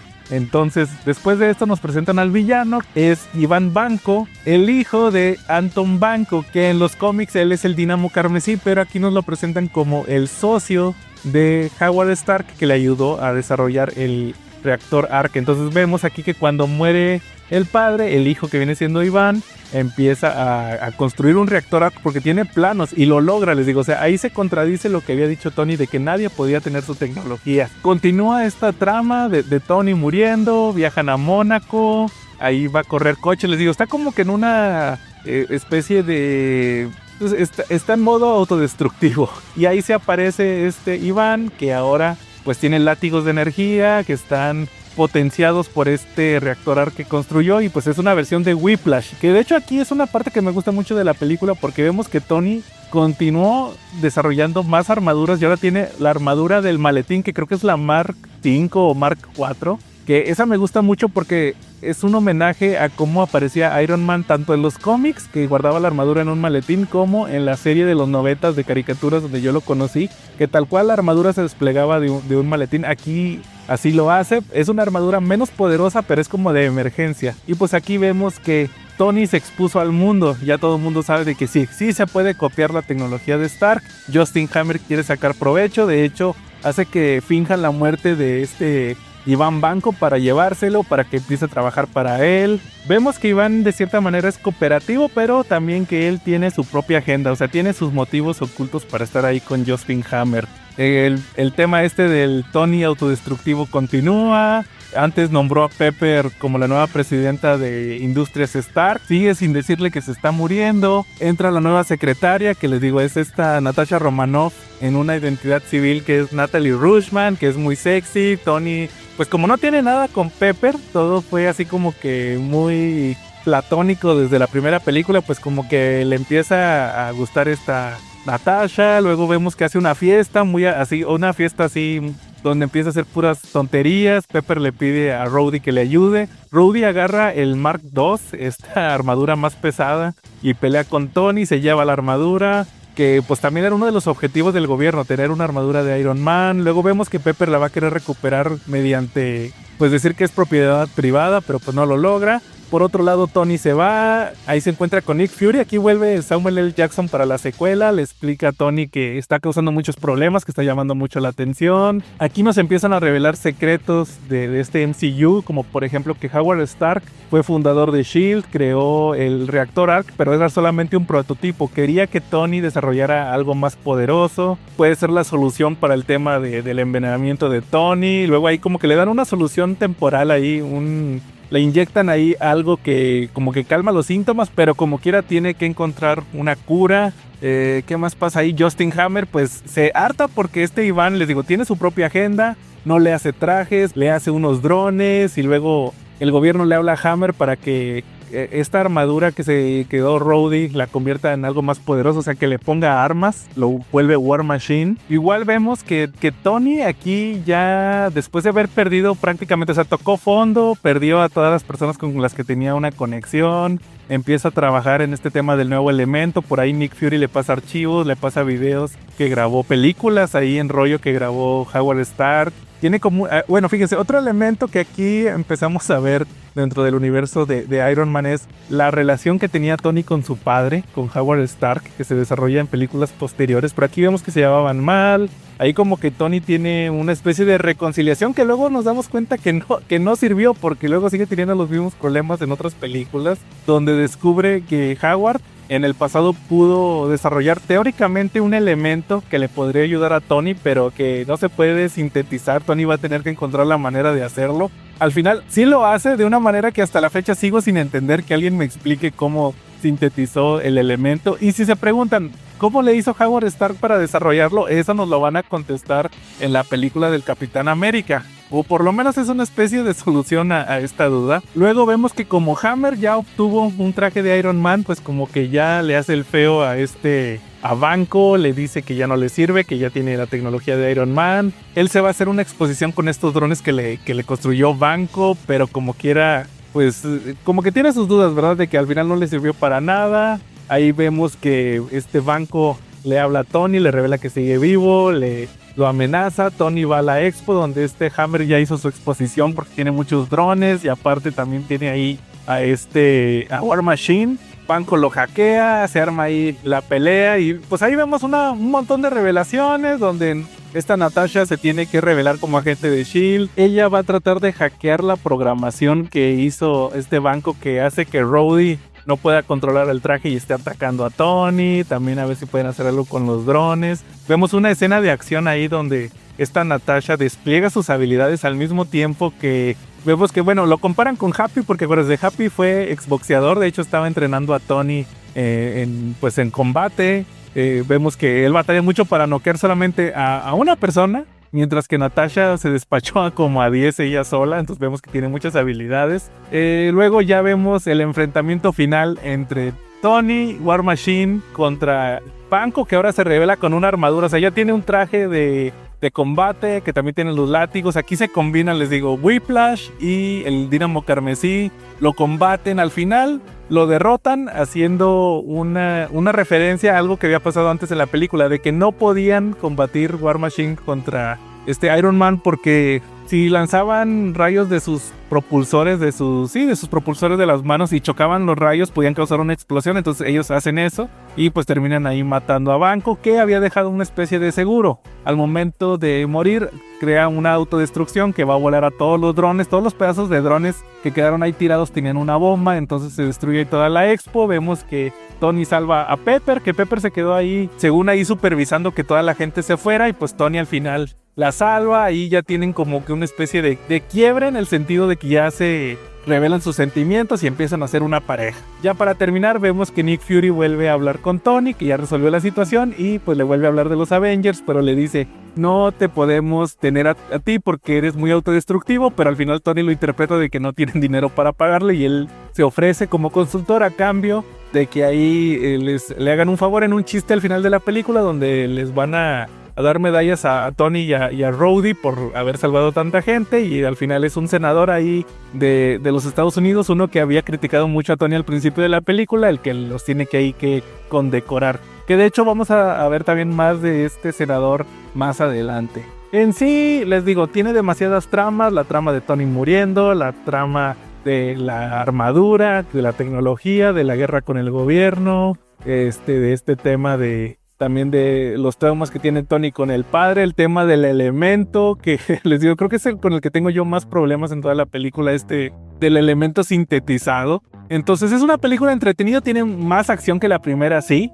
Sigo considerando a Iron Man 1 la mejor película de Marvel, o por lo menos en el top 3, por el principio, porque tiene suficiente trama que no te aburre al principio cuando no hay acción, pero luego esta Iron Man 2 está sobresaturada de escenas de acción, no es el mismo desarrollo, como que quieren volver a repetir la fórmula ahora con la relación de Tony con su padre Howard, pero pues no es lo mismo que vimos en la primera película, creo que ya no se puede repetir. Y pues ahí tenemos este resultado de Iron Man 2, que les digo, en sí es entretenida, divertida, pero pues la calidad sí bajó demasiado comparándola con la original. Cómics en los que estuvo basada esta película. Yo creo que muy levemente está basada en este cómic de La Guerra de Armaduras de David Michelini, de los 80s, que se acuerdan cuando Iron Man, utilizando su armadura del Centurión de Plata, descubre que le habían robado unos planos de una tecnología, que luego esta tecnología es como la que se utiliza, es como que la base de muchas de las armaduras que utilizan tanto héroes como villanos, como incluso el mismo gobierno. Entonces ahí Tony tiene como un arrepentimiento de que, oye, por mi culpa están moviéndose todas estas armaduras, es mi deber tratar de detener esto, y vemos que empieza una guerra personal. De hecho, el otro nombre que tiene este cómic, aparte de la guerra de armaduras, es Stark Wars. ¿Por qué? Porque Tony, bueno, aparte de que es una referencia a Star Wars, también es como que una guerra personal que tiene Tony contra todos los que tengan armaduras. Como les decía, él no distingue entre héroes, entre villanos, incluso los agentes de S.H.I.E.L.D. que utilizan armaduras ahí se ven afectados. Y esto sí deja muy mal parado a Iron Man, por lo menos en unos números, porque él está atacando a todos, él quiere su tecnología y no le importa. Incluso vemos cómo el gobierno también se le quiere quitar esto. De hecho, me estoy acordando también en El Demonio en la Botella, que son números anteriores de Iron Man. También ahí hay una parte donde el gobierno está tratando de quitarle la compañía Stark, entonces como que eso también tiene algo que ver con lo que vemos aquí en la película, el quererse apropiar de la tecnología de Tony Stark. En el caso de Rhodey, pues él fue Iron Man, o sea, desde que apareció el personaje, él ha tomado la identidad. De hecho, fue el Iron Man que fue a las guerras secretas. Luego Tony vuelve a ser Iron Man hasta el número 200 que les platicaba, era cuando enfrenta a Obadiah Stane. Igual luego se convierte en War Machine y pues ahí han dado Rhodey, de repente regresa a ser Iron Man, luego War Machine, luego otras identidades. Y pues es un personaje básico que ha sido muy de apoyo de Iron Man por varios años. También les decía de los personajes, Iván Banco se basa en el Dínamo Carmesí, que él apareció en los primeros números de Tales of Suspense, me parece que es el número 48-49, ahorita se me fue el número exacto, donde él es un científico ruso. Bueno, la primera versión es Anton Banco, porque ha habido como 10 u 11 Dínamos Carmesí. El primero era Anton Banco, un científico que desarrolla una armadura. Él es experto en física y en energía eléctrica, o sea, vamos a ver la rivalidad entre el científico experto en electricidad contra Tony, que como les había mencionado en los cómics era el experto en transistores miniatura, era lo que le daba poder a sus armaduras. Y aquí vamos a ver cómo pues va, debido a la influencia de la Unión Soviética, él va a desafiar a Iron Man. Tienen un combate donde al final Tony salva a el Dínamo Carmesí de morir, porque les digo, su armadura tenía electricidad y pues si caía en el agua, que era lo que iba a pasar, podía morir. Pero además lo engaña porque utilizando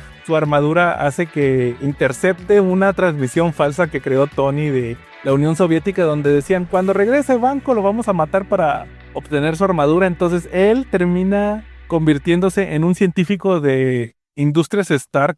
Ahí ya se queda en Estados Unidos, trabaja para Tony. Luego en el número, me parece es el 52, Tales of Suspense 52, ahí vamos a ver la primera aparición de Black Widow, que es una agente rusa, la cual mandan a que elimine a Tony Stark, y además mandan a otro agente que se llama Boris a que elimine también a Banco, porque saben que es un traidor, se quedó ahí en Estados Unidos. Entonces vemos que tanto Tony como Anton Banco están trabajando en Industrias Stark. Llegan estos dos personajes. Natasha, pues como solía hacer en los cómics, trata de seducir a Tony. Mientras tanto, Boris se hace con la armadura, o sea, noquea a Anton, se queda con la armadura de el Dínamo Carmesí. Tony piensa que el Dínamo es Anton, pero no. Y al final vamos a ver cómo Banco termina sacrificando su vida para salvar a Iron Man, utilizando ahí una pistola de rayos que había desarrollado, pero termina eliminando ahí a Boris. Por su parte, Natasha escapa y vamos a ver cómo regresa posteriormente con otros personajes como Hawkeye. O sea, ella va a ser uno de los primeros villanos que tuvo Iron Man recurrentes, y luego pues sabemos que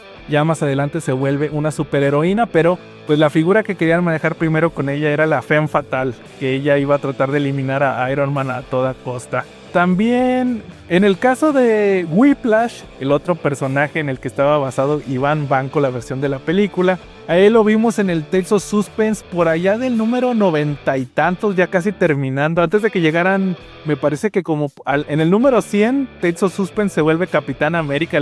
Recordarán que les decía que compartían títulos. Eso se los dije en el capítulo de Tragedias Románticas, que Capitán América y Iron Man compartían el título en Tales of Suspense. Era la mitad del cómic era Iron Man y la otra mitad Capitán América. Entonces les decía, en esos números vemos que Iron Man, que ya aquí es la versión de Tony con la armadura rojo y dorado. Cuando apareció la primera vez el Dínamo Carmesí era la armadura toda dorada, la que apareció al principio. Y aquí vemos que hay un personaje que es Whiplash, que simplemente es un hombre que tiene un látigo que es muy habilidoso y que supuestamente su látigo puede cortar el acero. Entonces vamos a ver que este Tony se queda atrapado en su armadura porque creo que estaba combatiendo a la Gárgola Gris o a otro de esos villanos, y pues ahí se le termina la energía, se queda ahí estático, lo termina moviendo un agente de S.H.I.E.L.D. que era fíjense, me sorprendió saber que sí aparecía en los cómics, es Jasper Sitwell, otro personaje que vimos en las primeras películas del MCU y luego no desaparece, sino de que lo retiran porque en la película de Capitán América y el Soldado del Invierno se revela que él es un agente de Hydra, pero había estado apareciendo como extra y también fue protagonista junto con Coulson de alguno de los cortos que vimos que unía las películas al principio. Y pues se van a llevar ahí, les digo, a Tony, que está estático. No saben que es Tony Stark, solamente dicen es el piloto de la armadura de Iron Man. Y vemos que hay un jefe mafioso que quiere capturarlo, entonces manda a unas personas a que se roben ahí literalmente a Iron Man, que no se puede mover. Y también ahí aparece Whiplash, que pues les digo, pues la dinámica es que su látigo es tan poderoso que puede romper el acero, ¿verdad? Y el metal del que está hecha la armadura de Iron Man. Y pues ya prácticamente son los dos personajes en los que se basa esta versión que vimos en la película de Whiplash. Iván Banco, que les digo, no existía en los cómics. Creo que luego ya hacen ahí como pues unos movimientos para incorporar a un personaje similar en los cómics, pero antes de la película eran dos personajes completamente distintos. Yo creo que es lo que les puedo decir de Iron Man 2. Me sigue gustando, eso sí, está entretenida, pero no es la mejor película del MCU. Divertida, sí, pero mucha gente como que luego se la brinca, pero les digo, peor que Iron Man 3 no es, pero eso lo vamos a platicar en otro episodio. Luego, bueno, se me pasaba algo muy importante. La escena postcréditos de Iron Man 2 nos iba a mostrar que el agente Coulson, que sí apareció aquí en la secuela, muy brevemente porque Nick Fury lo puso a cuidar a Tony, pero luego le avisó ahí a Stark que se tenía que ir porque Nick Fury lo había reasignado. Al final vemos que llega a Nuevo México y se termina topando con un objeto que está incrustado en el suelo. Ahí descubrimos que es nada menos que el martillo de Thor. Ahí va a ser su primera aparición dentro del MCU. Y pues eso nos dejaba todo listo para la siguiente película que llegaría en el año 2011. Estoy hablando de Thor. Thor, una película que a mí en lo personal me gustó. Es entretenida, pero luego ahorita que la volví a ver, sí creo que se entiende que fue de las primeras películas del MCU que no podían ser tan espectaculares. Aparte, desde un principio se me hacía algo medio raro el hecho de tener que adaptar estos héroes tan viejos, porque estamos hablando que estos héroes de Marvel tenían ya 50 años al momento de comenzar el MCU. Entonces el hecho de adaptar estos héroes a versiones modernas sin que parecieran así todos ridículos, pues sí era algo bastante difícil. Y aquí en el caso de Thor vamos a ver que la dirige Kenneth Branagh, que lo recordarán porque él ahorita está haciendo estas películas de como Asesinato en el Expreso de Oriente, Muerte en el Nilo, estas las de Agatha Christie, también actor.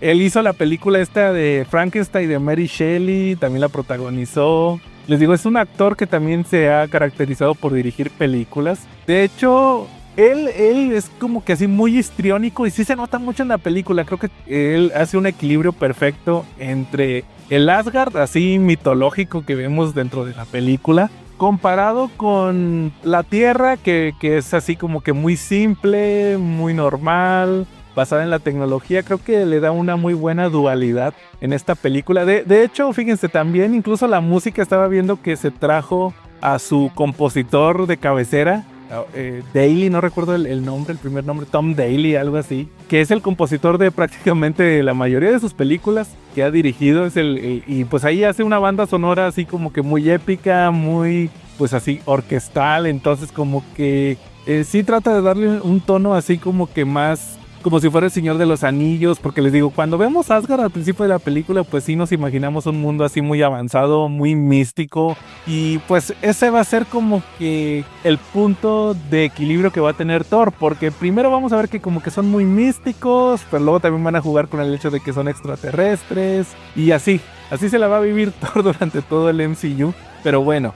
En el caso de Thor del 2011 vamos a tener a Chris Hemsworth, el cual va a protagonizar, que yo prácticamente no lo conocía de nada cuando hizo esta película. De hecho, fíjense, algo chistoso, lo vi demasiado güero en esta película, más menonita. Como que ya con el tiempo el vato como que su cabello dejó de ser tan rubio, su vello facial, su tono de piel se hizo un poquito menos güero, o sea, estaba demasiado menonita en esta primera película. Y también vamos a ver a Natalie Portman, que va a interpretar a esta Jane Foster, que en los cómics era la enfermera de Donald Blake, que Donald Blake era la contraparte humana de Thor. Aquí van a desechar eso, pero vamos a ver que aquí es una astrofísica, la cual está investigando fenómenos de como agujeros negros, túneles espaciales ahí, que pues es prácticamente el equivalente a la tecnología del Bifrost que tiene Thor en su mundo. También aquí aparece Stellan Skarsgård, que yo lo conocía de la película de Exorcista al comienzo, y él va a ser un científico que es amigo de esta Natalie Portman. Eric, me parece que se llama, no recuerdo ahorita el apellido. Luego Loki va a ser interpretado nada menos que por Tom Hiddleston, que pues yo me imagino que él ya tenía carrera, pero pues aquí fue como que el papel que lo lanzó a la fama hasta la fecha. También se me olvidaba, Anthony Hopkins es Odín, creo que es un papelazo, y sobre todo las escenas donde tiene las discusiones con Thor son bastante buenas, bastante intensas. Ya pasando a la película, pues Thor es una película donde vamos a conocer a este príncipe de Asgard, que fíjense, también aquí como que tenemos inconsistencias en el MCU o misterios que nunca se resuelven, porque cuando empieza la película vemos que Odín está a punto de nombrar a Thor como rey de Asgard. Por alguna razón que nunca se descubre, iba a dejar de ser el rey Odín. Después hay un ataque de gigantes del hielo, que es otra de las razas ahí de los 9 mundos, que interrumpe la ceremonia. Thor como que quiere hacer la guerra.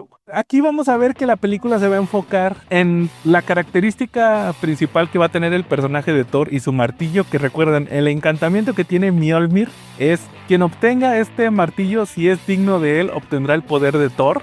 Y pues esta película prácticamente va a hablar de eso, de ser digno, de ser una persona que se preocupe por los demás, que se gane lo que tiene. Prácticamente ese es el mensaje que tiene esta película. ¿Por qué? Porque vamos a ver que Thor es muy arrogante, inmediatamente le quiere hacer la guerra a estos gigantes de hielo, a pesar de que desde el principio nos dicen, Odín les ganó una guerra, pero no los destruyó. Él negoció la paz, entonces ha sido una paz que ha estado así como que ha estado en juego durante mucho tiempo. Una exploración que hace Thor junto con Loki y sus amigos, los 3 guerreros y Lady Sif, hace que esta paz se rompa. Odín se decepciona mucho, lo regaña, le dice que no es digno de los títulos que tiene. De hecho, hay una discusión ahí muy intensa donde Odín le dice a Thor que es solamente un muchacho tonto, y Thor le contesta que es un viejo acabado. Entonces esto hace que Odín lo destierre, le quita sus poderes, lo manda a la tierra y además manda al Mjolnir, donde dice Anthony Hopkins este encantamiento que sabemos que en los cómics lo tiene grabado el martillo. Aquí simplemente lo ponen como una especie de runa que se graba al momento de que Odín habla, donde dice justamente eso, que el martillo tiene el poder de Thor y solamente la gente que sea digna podrá obtenerlo. Entonces vemos ahí al mismo tiempo que Natalie Portman está investigando fenómenos atmosféricos, descubre a Thor, que en un principio no le creen que sea el dios del trueno, es un loquito simplemente porque no tiene poderes. También vemos que Odín, después de esto que sucedió, tiene que entrar en el sueño de Odín, que es un ritual que tiene que cumplir una vez al año, dormir todo un día para recuperar sus poderes, y en este tiempo vamos a ver que Loki va a usurpar el trono. También la madre de Thor, Freya, pues ella se queda con Odín, entonces no se entera de todo lo que está haciendo Loki, que pues también como que nos empezamos a dar cuenta que estaba conspirando algo. Él fue el que llevó a los gigantes de hielo a Asgard. También él no quiere regresar a Thor a su hogar, quiere que se quede allá, él quiere ser el rey. También descubre, es más, Odín entró en el sueño de Odín después de tener una discusión con Loki, porque Loki encontró una de las armas de los gigantes de hielo, que era el cofre del invierno. Como que tuvo una especie de reacción en él, y pues ahí le revela a Odín que Loki es en realidad el hijo del rey de los gigantes de hielo, que pues lo iban a matar porque pues era enanito, ¿verdad? O sea, no era un gigante, era tamaño persona, y Odín lo adoptó para salvarlo, pero pues Loki no ve eso, él simplemente ve que lo traicionaron, que lo engañaron, o sea, engañaron al dios del engaño. Por otro lado, también vamos a ver que Thor empieza a interactuar con estos humanos, con Jane Foster, con Eric, con Darcy, que es esta ayudante que tiene Jane, que la interpreta Kat Dennings, que sería famosa más adelante por otras razones, pero pues como que ahí empieza a aprender. Bueno, en un principio es así como que muy bruto, solamente con Jane es así como que amable, ella como que quiere respuestas. Ella se da cuenta que Thor está involucrado con estos fenómenos, le pide ayuda, luego se entera dónde cayó el Mjolnir, que vemos que ahí se conecta con la película de Iron Man 2 con esta escena post-créditos. Inmediatamente S.H.I.E.L.D. cubre el área, ahí como que ponen una especie de fachada para que la gente no se meta. Vemos que Thor no le importa, él quiere su martillo, y cuando por fin lo obtiene se da cuenta que no lo puede levantar. O sea, ahí ve la runa, se da cuenta que no es digno. Tiene una especie de quiebre donde, aparte de que Loki se le apareció y le dijo también que Odín había muerto, o sea, también ahí lo engañó. Ahí vemos para qué sirven los personajes secundarios, porque tiene esta conversación con Erik Selvig, ya me acordé, el apellido es Selvig, el personaje de Stellan Skarsgård, y pues ahí reflexiona sobre todo lo que hizo mal. O sea, ahí tiene como una especie de crecimiento el personaje, y pues él como que ya acepta que se va a tener que quedar en la tierra, pero pues ahí también está Jane, empieza a tener sentimientos por ella. Luego llegan los tres guerreros ahí por Thor, le revelan que no, que todo fue un engaño de Loki, que Odín está vivo, pero que está en el sueño de Odín. Vemos que llega la armadura del Destructor, que es un arma muy poderosa de Asgard, es como una especie de androide, vamos a llamarlo así. Ahí también interviene S.H.I.E.L.D., que habían dejado ir a Thor bajo sospechas de que algo tiene que ver con el martillo, ¿verdad? Con este fenómeno, pero también se sorprenden de que llegue esta armadura. Al final vemos que Loki la estaba controlando. Thor habla con él, le dice: mira, déjalos en paz, la gente no tiene la culpa, si quieres matarme, mátame a mí. Y en un principio hace la finta a la armadura del Destructor de que se va a ir, pero no, el Destructor le termina dando un madrazo a Thor, que ahí lo deja medio muerto, y pues este sacrificio de cierta manera hace que Thor sea digno del martillo, le regresa sus poderes y puede combatirlo. Regresa a Asgard a combatir a Loki, no sin antes hacerle la promesa ahí a Jane Foster de que va a volver, y pues va a tener un enfrentamiento final contra Loki en el Bifrost, que se termina destruyendo, porque durante la película nos habían revelado, usando al personaje de Heimdall, al guardián del puente, que lo interpreta ahí Idris Elba, haciendo de un vikingo negro, que el Bifrost se activa mediante una máquina que pues lanza los rayos, pero que solamente se puede disparar y se apaga. No se puede dejar prendido porque puede causar una sobrecarga que va a destruir pues al planeta, que es el objetivo, también a Asgard y el puente mismo. Entonces vemos que Loki quiso causar una sobrecarga que sí, terminó destruyendo al Bifrost en un principio. Loki termina desapareciendo, lo dan por muerto ahí, cayendo al vacío del espacio. También Thor se queda así como que muy arrepentido. Vemos que creció como personaje, incluso llega a hablar ahí con Odín, donde Odín le dice: vas a ser un rey muy sabio, y vemos que Thor creció porque le dicen: nunca va a haber un rey más sabio que tu padre. Entonces solamente nos dejan con Thor, que va a visitar a Heimdall ahí a lo que quedó del Bifrost, y pues él es el que le dice lo que está haciendo ahí Jane Foster, que pues después de esta mediación que tuvo Thor con Coulson, Vemos que ahora Jane está trabajando para S.H.I.E.L.D. y está investigando pues estos fenómenos que de cierta manera está tratando de conectar con Asgard. Y ahí termina la película de Thor, les digo, muy divertida. En un principio podría parecer muy sencilla, tiene momentos de mucho diálogo. Esta película no se va a caracterizar por los grandes efectos especiales, por lo menos en el caso de las batallas, porque Kenneth Branagh se caracteriza más por las escenas dramáticas, o sea, los vestuarios de Asgard, las estructuras ahí hechas por computadora, pero que diseña ahí el equipo, impresionantes, la carga del drama también bastante buena, pero les digo, las batallas no va a ser su punto fuerte, eso lo vamos a ver hasta otras películas que veamos combatir ahí a Thor, pero pues fue una buena película, les digo, creo que tiene una buena moraleja, yo creo que fue con lo que me quedé en la película, con este tema de que al final habla sobre crecer como personas. Creo que es lo que más le rescata esta primera película de Thor. Y en el caso de los cómics, Thor tuvo su primera aparición en Journey into the Mystery número 83, que ahí nos van a contar la historia de Donald Blake, que es pues un doctor que tenía polio, entonces no podía caminar bien, era cojo. Está de vacaciones en Noruega cuando llega una invasión de extraterrestres que en un principio Stan Lee y Jack Kirby los llaman los hombres de piedra de Saturno, que luego le hacen como una especie de reboot. Se trata de la especie de Korg, este personaje que luego se hizo amigo de Thor. ¿Se acuerdan el que interpreta a Taika Waititi, el hombre de piedra? Aquí vemos que van a invadir la Tierra, Donald Blake los espía, tiene que huir de ellos, se mete a una cueva, en esta cueva se queda como que atrapado en ella y luego descubre que en esa cueva hay una especie de pasadizo donde está pues una especie de bastón de madera, así como una rama que se convirtió en un bastón así con nudos y todo eso, muy arcaica. Donald Blake quiere usar esta rama para tratar de hacer palanca y poder quitar unas rocas, pero cuando no lo logra termina golpeando este bastón y se convierte así mágicamente en Thor. Ahí se da cuenta que pues en realidad este bastón es el martillo y que tiene ciertos poderes, los poderes básicos de Thor, de que se transforma cuando lo golpean y se revierte también a Donald Blake de la misma manera. Si suelta el martillo por más de 60 segundos, también se va a volver nuevamente Donald Blake.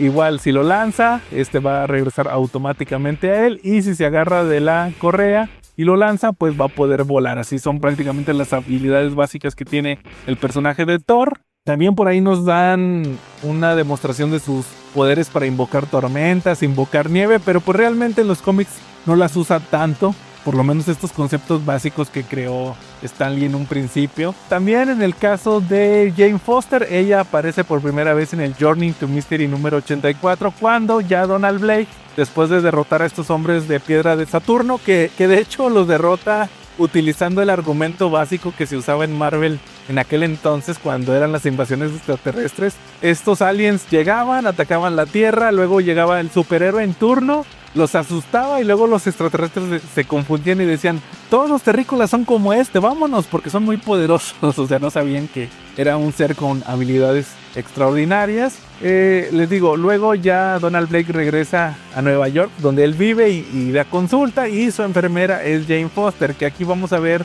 un triángulo amoroso de cierta manera, porque Jane Foster está enamorada de Thor, pero también quiere al Dr. Blake. Pero en el caso de Donald, él no le confiesa a esta Jane que la ama, porque dice: pues Jane es muy guapa, ¿cómo va a querer andar con un cojo como yo, verdad? Entonces es prácticamente lo que vemos aquí en los cómics. En el caso de Loki aparece 2 números después que Thor, en el número 85, donde pues él estaba atrapado en Asgard. En un principio no nos dicen que es el hermano de Thor, simplemente lo presentan como el dios del engaño. Estaba atrapado en un árbol, en una prisión, donde la maldición que tenía era que solamente se iba a liberar cuando una persona derramara una lágrima por él. Ahí Loki, como pues ese experto en engaños, lo que hace es que, utilizando sus poderes, hace que una hoja ahí de un árbol le caiga a Heimdall, que iba pasando ahí casualmente, y pues le cae en el ojo. Esto hace que pues le salgan lágrimas, pero pues por la irritación. Pero pues Loki se agarra de este tecnicismo para poder ser liberado, y pues obviamente va a buscar venganza de Thor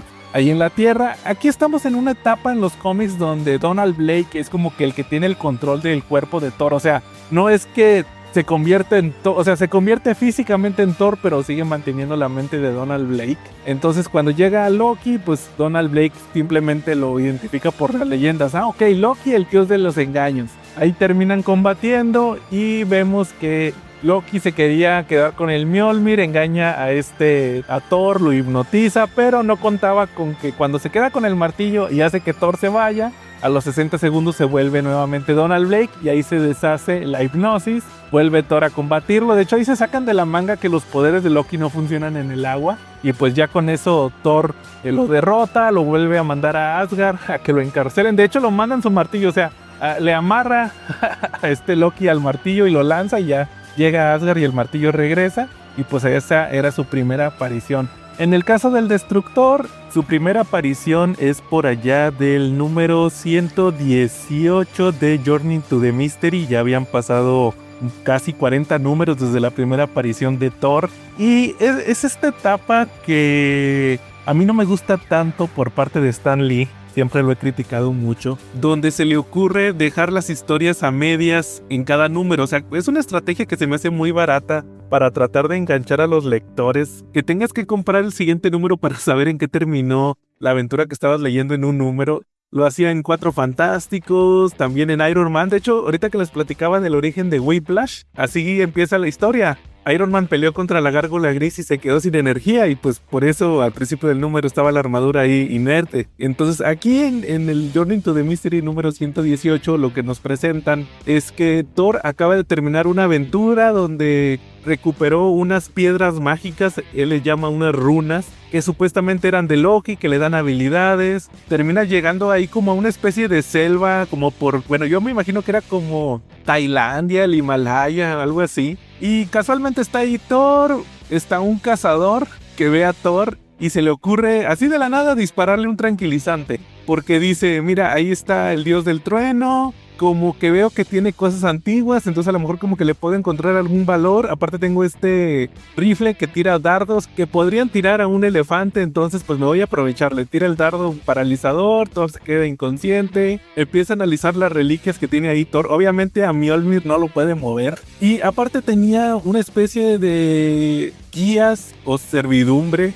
que eran unos así de la región y le dicen al cazador que no es raro encontrar este tipo de reliquias en el área porque pues hay como que templos pero que están prohibidos, o sea son áreas donde la gente no debe entrar y el cazador pues de hecho los golpea, les dice que no me digan qué hacer, yo voy a ir a donde yo quiera y termina encontrando un templo nórdico ahí en Tailandia y pues termina encontrando ahí la armadura del Destructor y al momento que él la toca, su conciencia de cierta manera se pasa a la armadura. Loki está observando todo esto porque de hecho pues estaba vigilando a Thor porque evitó, en una aventura anterior, evitó que Loki hiciera algo por este tema de las runas, entonces se da cuenta, ok, este cazador encontró la armadura del Destructor, una armadura tan poderosa que Odín la terminó escondiendo en un templo. Estaba sellada, este mortal la encontró y pues ahora es muy peligrosa. Entonces Thor termina despertando, va a buscar al cazador, lo encuentra dentro de la armadura del Destructor, da la misma explicación que Loki, pero pues sí es demasiado poderosa. De hecho, con el rayo que lanza la armadura de su casco termina cortando a Mjolnir, así como si fuera mantequilla, le hace una cortada y ya no lo puede usar bien Thor porque creo que si lo usa demasiado se puede quebrar. Entonces ahí vamos a estar viendo cómo Thor va a tratar de combatir a la armadura del Destructor y Loki, aunque no lo crean, va a tratar de salvar a Thor porque dice, si el Destructor termina matando a Thor, la ira de Odín va a caer sobre todos y sobre todo a mí. Ahí va a estar utilizando magia para salvar a Thor de los ataques del Destructor y por otro lado Odín casualmente, al igual que en la película, va a estar en el sueño de Odín, tiene que estar todo el día dormido. A Loki le urge despertarlo para que ayude a Thor, para que él selle al Destructor. Y al final vemos que Loki termina haciendo un trato con una diosa de no sé qué, como una diosa de magia negra, que tiene el poder de despertar a Odín. Ya Odín despierta, se da cuenta de la situación. Y cuando va a intervenir, Thor le dice que no lo haga, que él va a terminar con todo este tema del Destructor. Al final, la armadura iba a atacar a Thor. Thor agarra el cuerpo del cazador que estaba pues vacío. Ahí como que de cierta manera toma conciencia la armadura de no, aquí Thor está utilizando mi cuerpo de escudo, entonces no ataca. Vuelven a intercambiar cuerpos y en eso Thor ya derriba el templo con la armadura adentro, o sea, termina destruyendo ahí toda el área. para supuestamente sellarla para siempre, pero luego sabemos que no ocurre esto, la armadura vuelve a regresar varias ocasiones. Otro punto importante que me estoy acordando ahorita diciéndoles esto de que regresa la armadura del Destructor, el escritor de la película fue J. Michael Straczynski, que en aquel entonces era escritor regular del título de Thor, entonces sí tuvo mucho que ver también en meter temas de la mitología del personaje dentro de la película. Y pues antes de pasar a la siguiente, les voy a platicar la escena postcréditos, que recordarán que vemos al Dr. Selvig, a Eric Selvig, el amigo de Jane Foster, que es llevado por S.H.I.E.L.D. a una instalación donde termina encontrándose a Nick Fury, el cual le dice que necesita que analice algo y termina revelando nada menos que al Tesseract, que así lo vamos a conocer dentro del universo cinematográfico. Los que sabemos un poquito más de cómics o que ya estábamos familiarizados con este objeto, lo ubicamos como el cubo cósmico, y dentro de este MCU posteriormente vamos a saber que este objeto también se trata de la gema del espacio, de las gemas del infinito. Al final solamente nos muestran que el Dr. Selvig acepta analizar este objeto, pero que está siendo manipulado por Loki, que Loki sí sobrevivió, ahora está tramando algo y pues va a utilizar este objeto de poder para sus maléficos planes, o eso pensábamos en aquel entonces, porque hasta Avengers vamos a descubrir cuál era el plan de Loki. De aquí vamos a pasar a la siguiente película. Ahora en el año 2011 tenemos nada menos que Capitán América, el primer Vengador, una película que para mí siempre fue polémica desde el principio. Desde que supe quién iba a ser el Capitán América, nada menos que Chris Evans. ¿Por qué? Porque pues él ya había interpretado a Johnny Storm, a la Antorcha Humana, en la película de los Cuatro Fantásticos, y aquí pues ahora iba a ser nada menos que Steve Rogers, que les digo, aquí al principio del MCU yo tenía muchas dudas porque muchos de los actores que elegían no me cuadraban con el personaje que iban a interpretar. O sea, yo tenía muy ubicado a Johnny Storm como el desmadroso, aquí vemos que es un Steve Rogers más serio. Les digo, al igual que Thor, esta película no se va a basar tanto en los poderes, sino más bien en las actitudes de los personajes. Y en el caso aquí del primer Vengador nos va a contar el origen del Capitán América dentro de la Segunda Guerra Mundial y cómo se convirtió pues en una inspiración que luego nos dan a entender que la gente siempre supo que existió, pero que nadie decía nada al principio de este MCU, o sea, ya lo dan por hecho, ¿no? Siempre se supo del Capitán América. En el caso de esta película fue dirigida por Joe Johnston, que según yo recuerdo él hizo películas como Jumanji, Jurassic Park 3, The Wolfman, esa es la de Benicio del Toro, que a mí se me hace muy divertida, The Rocketeer, o sea, ya tenía experiencia también con este tipo de películas de época, obviamente Rocketeer en los 90s con muchísimo menos presupuesto, y que fue escrita por Christopher Marcus y Stephen McFeely, que ahí les va un dato. Ellos escribieron las 3 películas del Capitán América. Luego como que sí les dan mucho crédito a los rusos, pero fíjense, el equipo de escritores de la trilogía de Capitán América sí fue muy regular. En sí, en otros casts que vamos a ver aquí está Sebastian Stan. Él va a interpretar a Bucky Barnes, que es una versión muy diferente a la que conocemos. No va a ser el Psychic del Capitán como en los cómics, que era prácticamente Robin. No, aquí es el mejor amigo, que es de la misma edad, y pues es un soldado que se enlista para la guerra. También está esta, ¿cómo se llama? Hayley Atwell, la cual va a interpretar a Peggy Carter, el interés amoroso del capitán, que pues es una de las actrices más regulares del MCU, ya que el personaje posteriormente regresó en la serie de Agente Carter, luego también estuvo en la secuela de Capitán América y el Soldado del Invierno, obviamente haciendo de Peggy Carter en versión anciana. Regresó también para el final de Avengers Endgame, y pues ahorita está muy de mame porque luego agarró este personaje de la Capitana Carter en What If y salió también en la película de Doctor Strange, y pues ahí se ha mantenido. De hecho dicen que va a salir también en la película de Avengers Doomsday, pero pues aquí simplemente era un personaje muy fuerte, me gustó mucho, pero que es el interés amoroso del capitán. Y también por ahí aparece Tommy Lee Jones, que es un general ahí que le ayuda al capitán. De hecho es como que el que le da las órdenes de los objetivos que tiene que destruir de Hydra.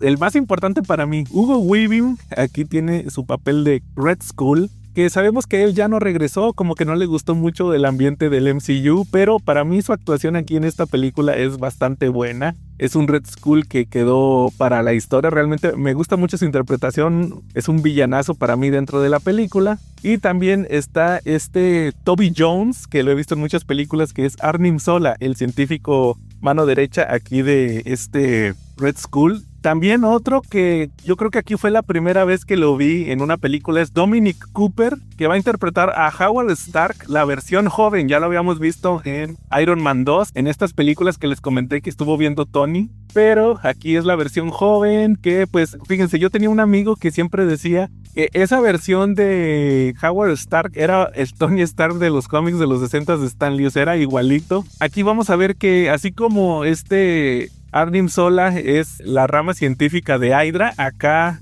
Howard va a ser el apoyo científico que van a tener los aliados y pues va a ser el principal apoyo que va a tener el capitán para armas, para el tema del escudo, la armadura que utiliza, el traje más bien, que parece una armadura. E incluso nos dan a entender que en un punto tienen una amistad que jamás se vio en pantalla, pero luego en otras películas se dio a entender por referencias que hacía Tony, que Howard admiró mucho al Capitán América y todo eso, pero no, pues la realidad es que nunca lo vimos en pantalla, salvo contadas escenas que como que mostraban que tenían una relación amable, pero hasta ahí. Ya pasando a la trama de la película, lo primero que nos van a presentar es un seguimiento a lo que estuvimos viendo en la película de Thor y por qué nos mostraron al cubo cósmico al final de la película. Vemos cómo en la Segunda Guerra Mundial Johann Schmidt, el Red Skull, realiza una operación en Noruega buscando un arma de poder, según él, que habían dejado los dioses para un hombre superior, que termina siendo el Tesseracto. Por ahí tortura a una persona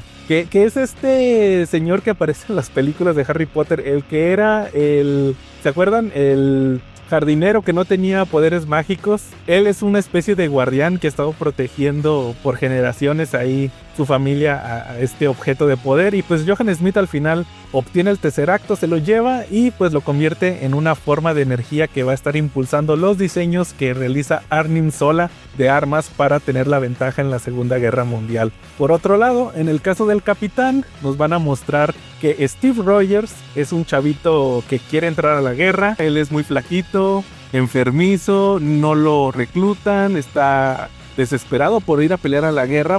Él, ahí lo dicen al principio, no lo hace por matar nazis, lo hace porque no quiere sentirse menos que otros, tiene que cumplir con su deber, y esto hace que se conmueva el Dr. Erskine, el cual es el creador del suero del supersoldado. Ve algo diferente en Rogers, lo termina reclutando y pues se lo lleva ahí a un programa secreto de entrenamiento que pues al final no sirvió de nada porque como quiera a Rogers lo iban a escoger. Simplemente es una parte de la película para ver las cualidades que tiene el personaje, que se sobreponen a la falta de velocidad, fuerza, agilidad que no tiene Rogers en ese momento.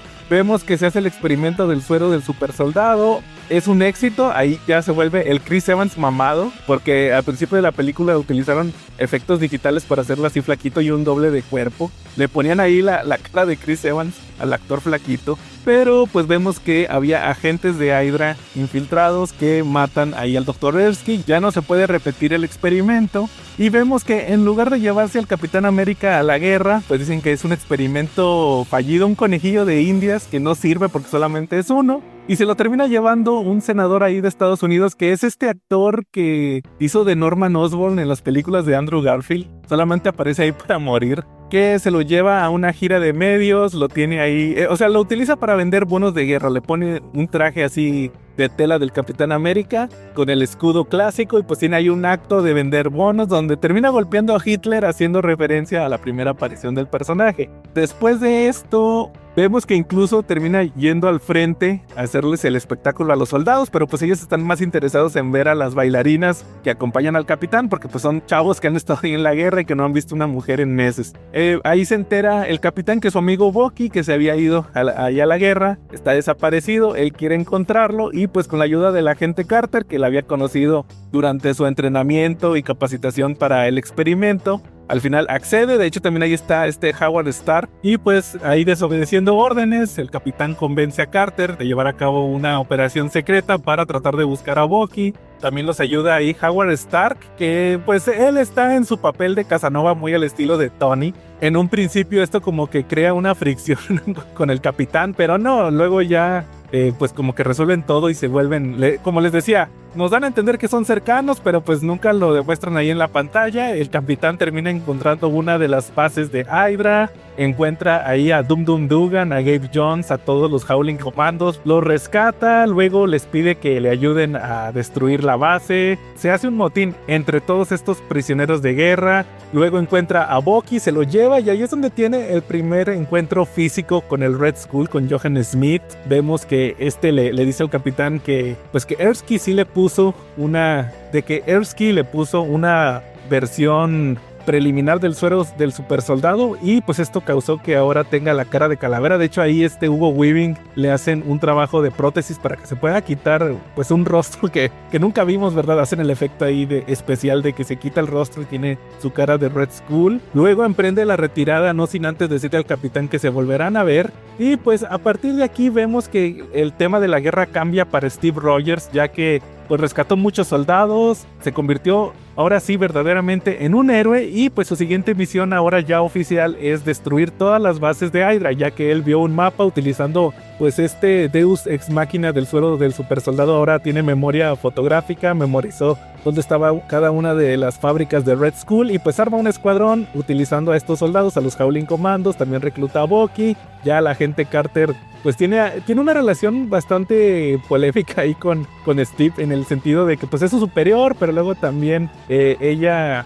está enamorada de él y luego como que quieren y no quieren andar. Eso se resuelve hasta el final de la película. Vemos cómo destruyen muchas fábricas, Red Skull está desesperado, luego arma un plan donde capturan a Arnim Zola en un tren, pero tienen la baja de Bucky. Esto prácticamente destruye al capitán, pero también se enteran que el plan final de Red Skull es utilizar un avión experimental que creó Arnim Zola, que además es gigante, para atacar Estados Unidos. Entonces la batalla final es en una de estas bases de Hydra, donde pues incluso el avión está propulsado directamente por el Tesseracto. Vemos como el capitán se despide de Peggy, él se sube al avión, pelea con el Red Skull y al final Johann Smith termina agarrando con sus propias manos el Tesseract, no lo manipula con algún aparato y pues termina siendo desintegrado. Hasta años después nos enteraríamos que el Tesseracto pues es la gema del espacio, como les había dicho, entonces pues es teletransportado.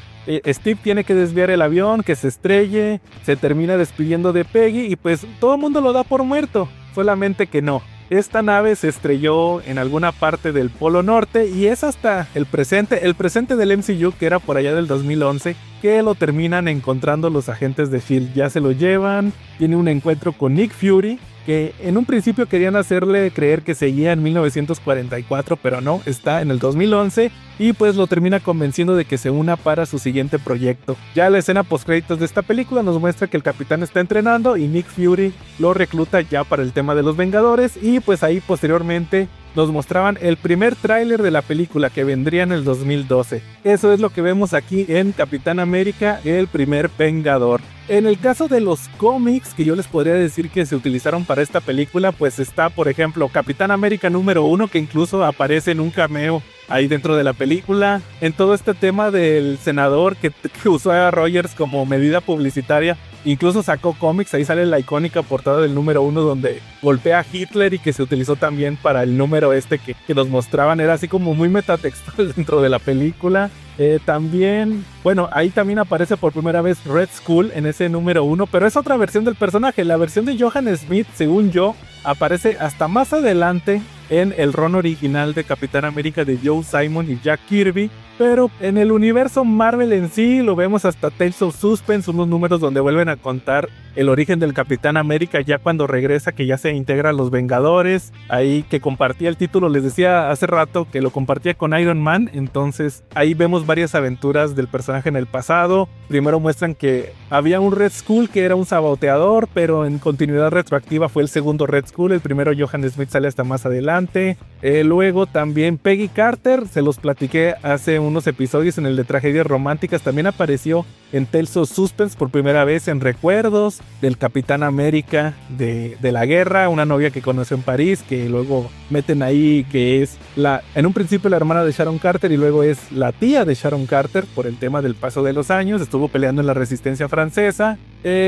El tema del Tesseracto, del cubo cósmico, también aparece en Tales of Suspense después de estos números de Peggy, ya que el capitán primero enfrenta a unos robots que había dejado Red Skull sin que él apareciera, que son los Sleepers. Esa trama la van a retomar hasta unos años después y luego también en las películas con el tema del Soldado del Invierno. En el caso de Red Skull, él regresa ya dentro del universo Marvel hasta unos números más adelante de Tales of Suspense, por allá un poquito antes del número 70. Hay un arco donde el capitán enfrenta a AIM, a Ideas Mecánicas Avanzadas, que en un principio esta organización era una rama de Hydra. Aquí aparece, vemos que el líder es Red Skull y ellos terminan construyendo el cubo cósmico, que en sí lo que hace es cumplirle los deseos de lo que él pida. Pide una armadura, pide poder, vemos que luego le dan como que la capacidad de alterar la realidad, pero en un principio era un arma de Red Skull. Ahí el capitán muy apenas logra derrotar a Red Skull en esta primera aparición de su regreso, y pues ahí más adelante vamos a ver que el cubo cósmico va a estar muy relacionado con el capitán. Luego vamos a pasar aquí al momento estelar de este podcast, ya que toca pasarnos al año 2012, un año después de la película del Capitán América, para revisar nada menos que Los Vengadores de Avengers, la película que nos prometía juntar a estos personajes que ya habíamos visto en proyectos separados, pero en una aventura conjunta. En el caso de la dirección, fue realizada por Joss Whedon, un director y escritor muy conocido por haber creado a Buffy la Cazavampiros, Firefly. También lo recordarán como escritor de cómics, se aventó Astonishing X-Men, o sea, ya tenía experiencia en el tema ñoño. Y también él le metió mano al guión de esta película. De hecho, tiene un estilo bastante característico con chistecitos que de repente saca. Que fíjense, en lo personal, esta película ya tenía unos años que no la veía. Como que ahorita que la vi, sí le encontré algunos detalles que en su momento no me habían gustado. Ahorita creo que sí me gustaron un poquito más, pero sí se nota demasiado el estilo de Joss Whedon. O sea, de repente saca chistes de la nada que solamente son como para tener un momento gracioso, pero pues en sí creo que disfruté bastante la película. Cortan demasiado la tensión. En el caso de los actores que ahora se unen al cast, vamos a comenzar con Mark Ruffalo, el cual entra para sustituir a Edward Norton, el cual pues ya saben, él se sale del MCU después del tema de The Incredible Hulk, y ahora Mark Ruffalo sería el nuevo Bruce Banner. De aquí hasta la fecha sigue apareciendo con este personaje en todos los proyectos. También aquí se une Jeremy Renner, que yo lo conocía de esta película de Misión Imposible de Protocolo Fantasma. Aquí él interpreta a Clint Barton Hawkeye, que de hecho él ya había tenido una aparición en la película de Thor. Hizo ahí un cameo en una escena muy chiquita donde estaba cuidando la instalación de S.H.I.E.L.D. que se había puesto donde había caído Mjolnir, el martillo de Thor. Pero aquí ya lo vamos a tener pues en un papel más protagónico, desarrollan su personalidad, lo vamos a ver incluso al lado de Loki, ya que en la trama Loki toma control de él o se le lava el cerebro. También se une Cobie Smulders, la cual venía en aquel entonces de How I Met Your Mother, lo había visto en esta serie, y aquí realmente interpreta a un personaje bastante diferente, ya que le toca interpretar a Maria Hill, la mano derecha de Nick Fury, un personaje que en los cómics a veces era buena, a veces era mala, dependiendo del punto de vista en el que vieran a S.H.I.E.L.D.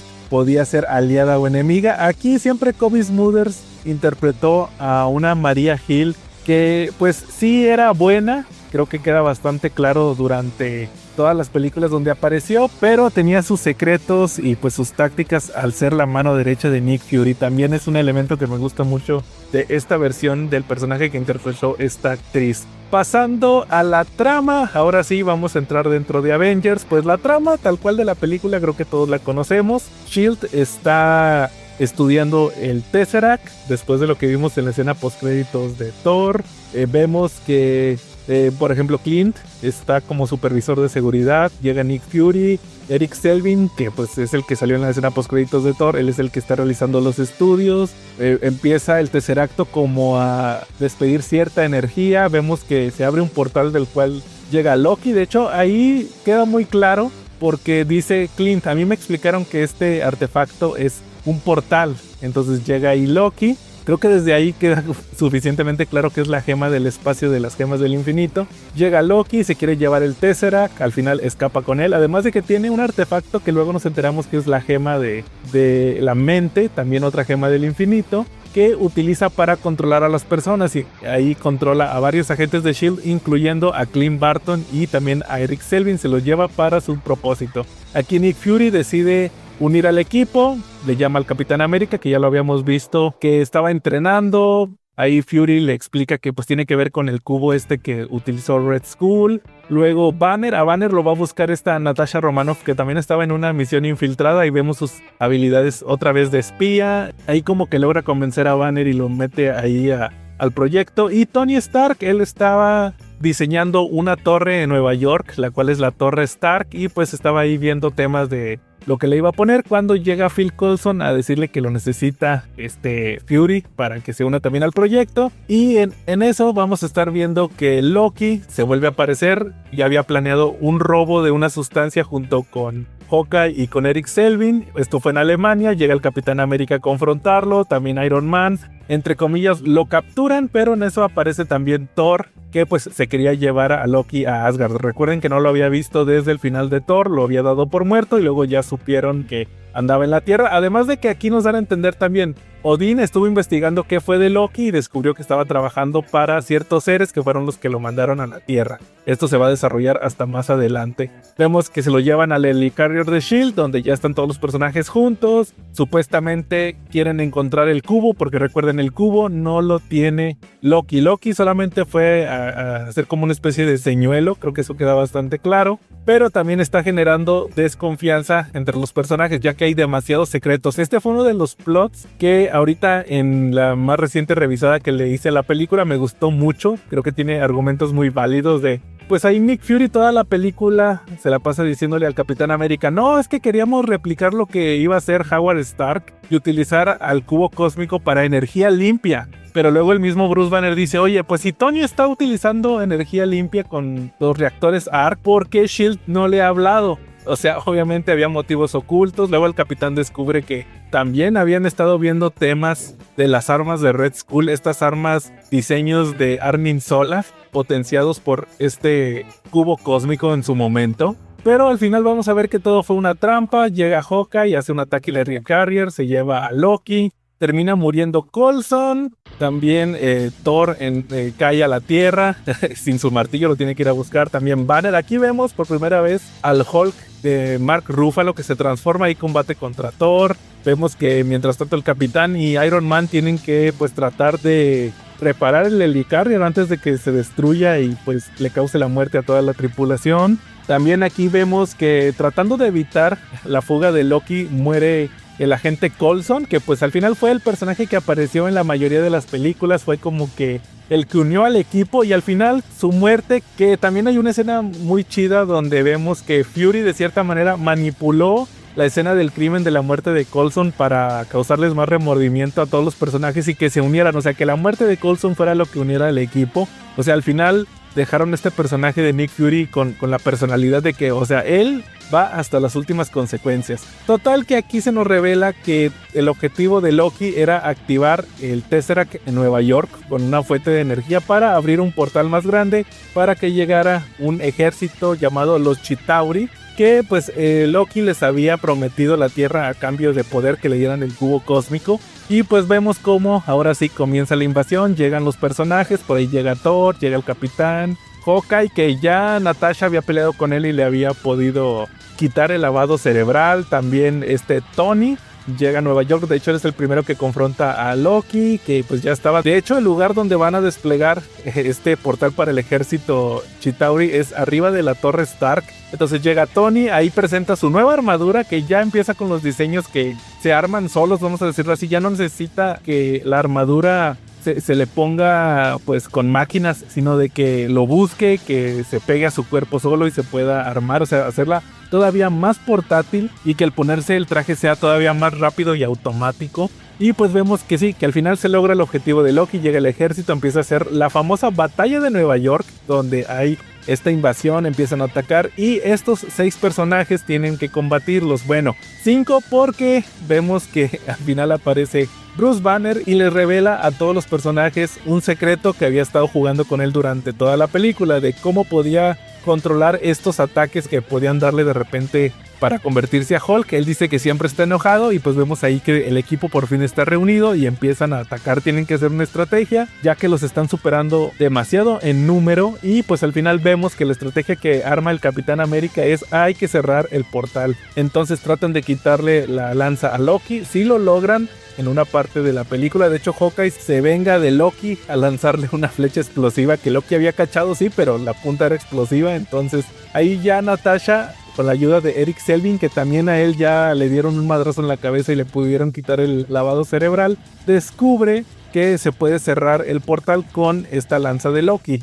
También Hulk madreó a Loki, entonces ya todos los personajes pues lidiaron con él, ya lo dejaron fuera de combate, solamente falta cerrar el portal. Y vemos al mismo tiempo que como a Nick Fury esto se le salió de control, hay una especie de consejo, de hecho lo llaman el Consejo de Seguridad, que son los que lo supervisan. Ellos deciden mandar una bomba nuclear a Nueva York. Fury trata de detener uno de los aviones que la llevaba, pero ya había otro que también ya había despegado. Entonces ahí solamente le queda avisarle a Tony. Tony, utilizando su armadura, logra desviar el misil y llevarlo directo al portal, aunque para todos esta es una misión suicida, ya que lo tuvo que cruzar, ya no tenía energía suficiente para regresar. De hecho, se queda desconectado, ya que al cruzar el portal termina viajando al otro lado del espacio. Entonces ahí vemos como que Iron Man se va a sacrificar. Al final Natasha decide cerrar el portal después de que Steve le da la indicación. Y ya cuando se está cerrando, que está a punto de desaparecer completamente, vemos que atraviesa a Tony, que pues al final es salvado por Hulk, porque les digo, perdió toda su energía, ya solamente estaba cayendo la armadura inerte,